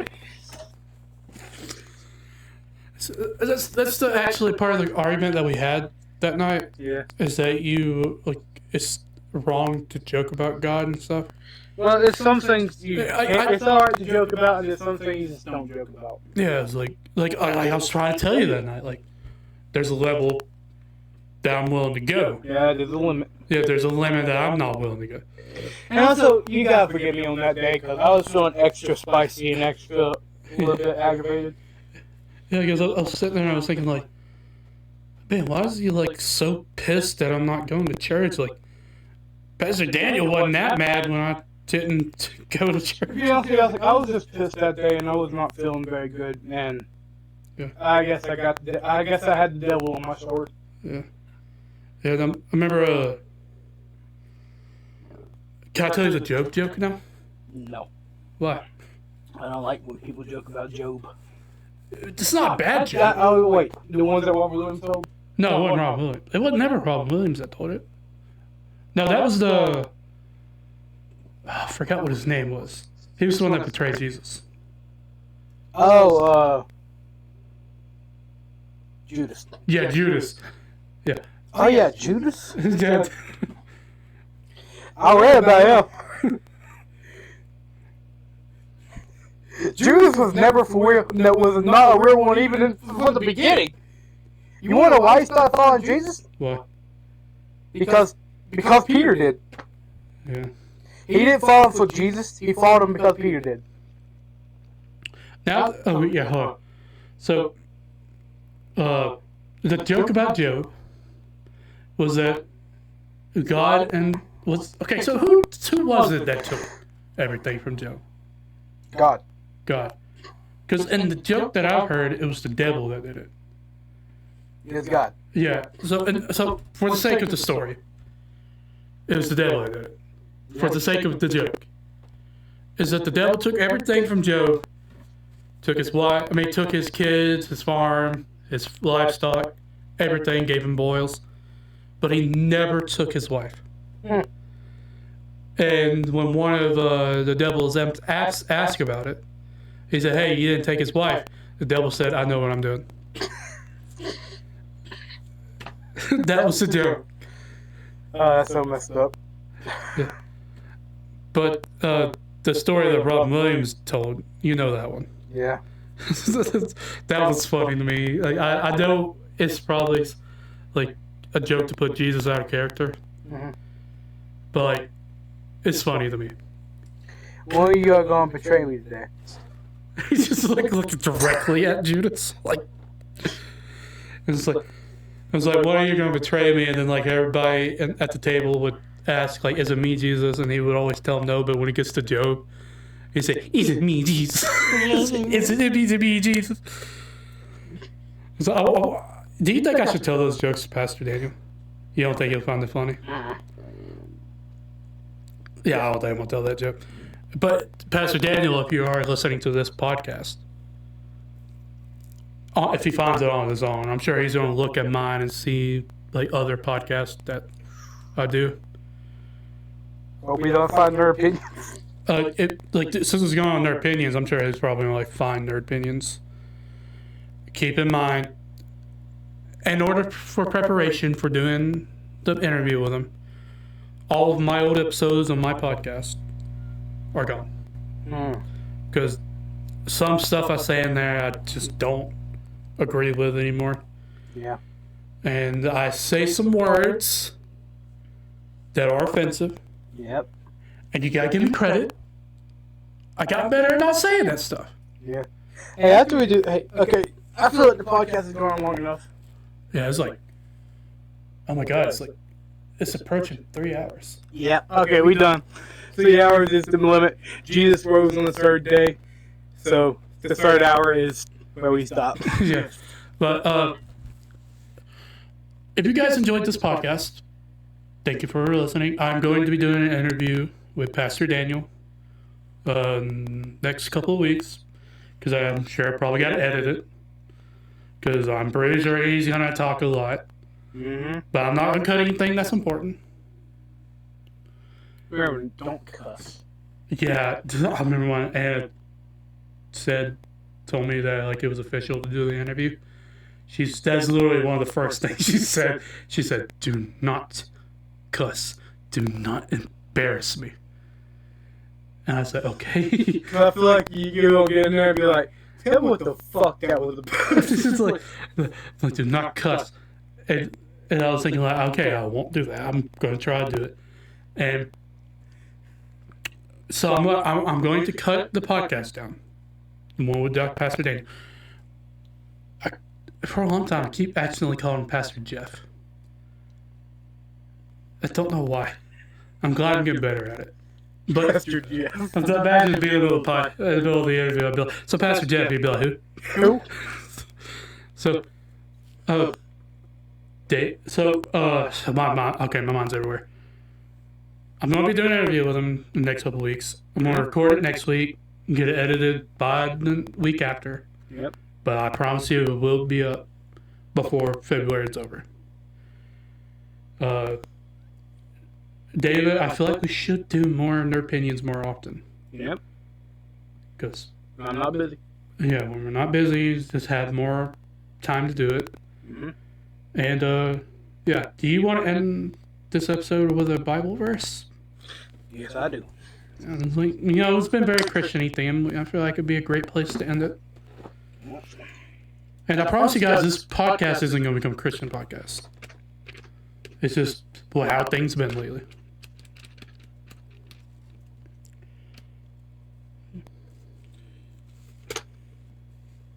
All right. Wow, from a current place, okay? Hmm? It's from a current place you're reading? Yep. Jesus curses the fig tree. Jesus curses the fig tree. You've been reading a lot. Let me read this one. Hold on, I got it. Well, the bondmen receive sight, the blind receive sight, the mothers request, the power of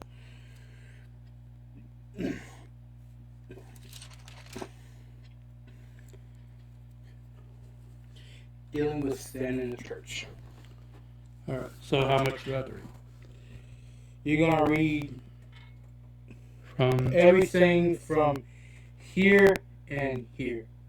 So you want me to read from here to here? No, here to here. Okay. Just this little part right here. This is a new passage. When it shows this is a new passage. So just this little part right here. Yeah, Okay. here to there. Alright, well, I'm gonna mute my mic and you can hold that one over here for me to read it with. Alright. So where I'll start? Dealing with sin in the church. Here, all this to right here. Also, don't go beyond that line. Wait a minute. Don't go beyond this line. This is the summary. Okay, so you can go up here. Alright, I got you. You bring close as you want. Dealing with sin in the church.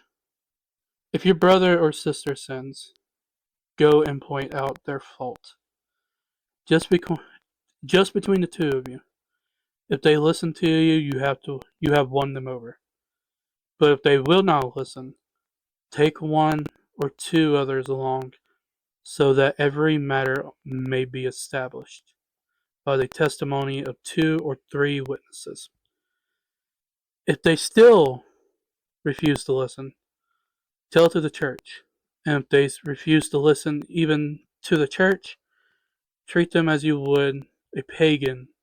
Is that pagan? Yeah. Or a tax collector. Where 2 or 3 gather in my name, there I am. There I am. There. Oh my God. There am I with them. Wow, that's really good. Do I close it? Here, you know what? You just take it. It has a ribbon. Okay, sorry. We can close it. Yeah, you can close it. Okay. The picture. Okay. All right. Thank you guys for listening. Hope you guys enjoyed this episode. David, it was great to get back to Nerdpinions with you. Yeah. I know this episode may went through different emotions. Yep. But, yeah. We hope we can come back and do more episodes. But we can't promise it. Because, honestly, we don't know where the future is leading us at this point. Who knows? Maybe it will just lead us to just not do the show entirely anymore. Yep. But I hope you guys enjoyed. And, see you guys in the next episode. And let me X this out. If I don't see you, have a blessed morning, have a blessed night, have a blessed evening. May God be with you.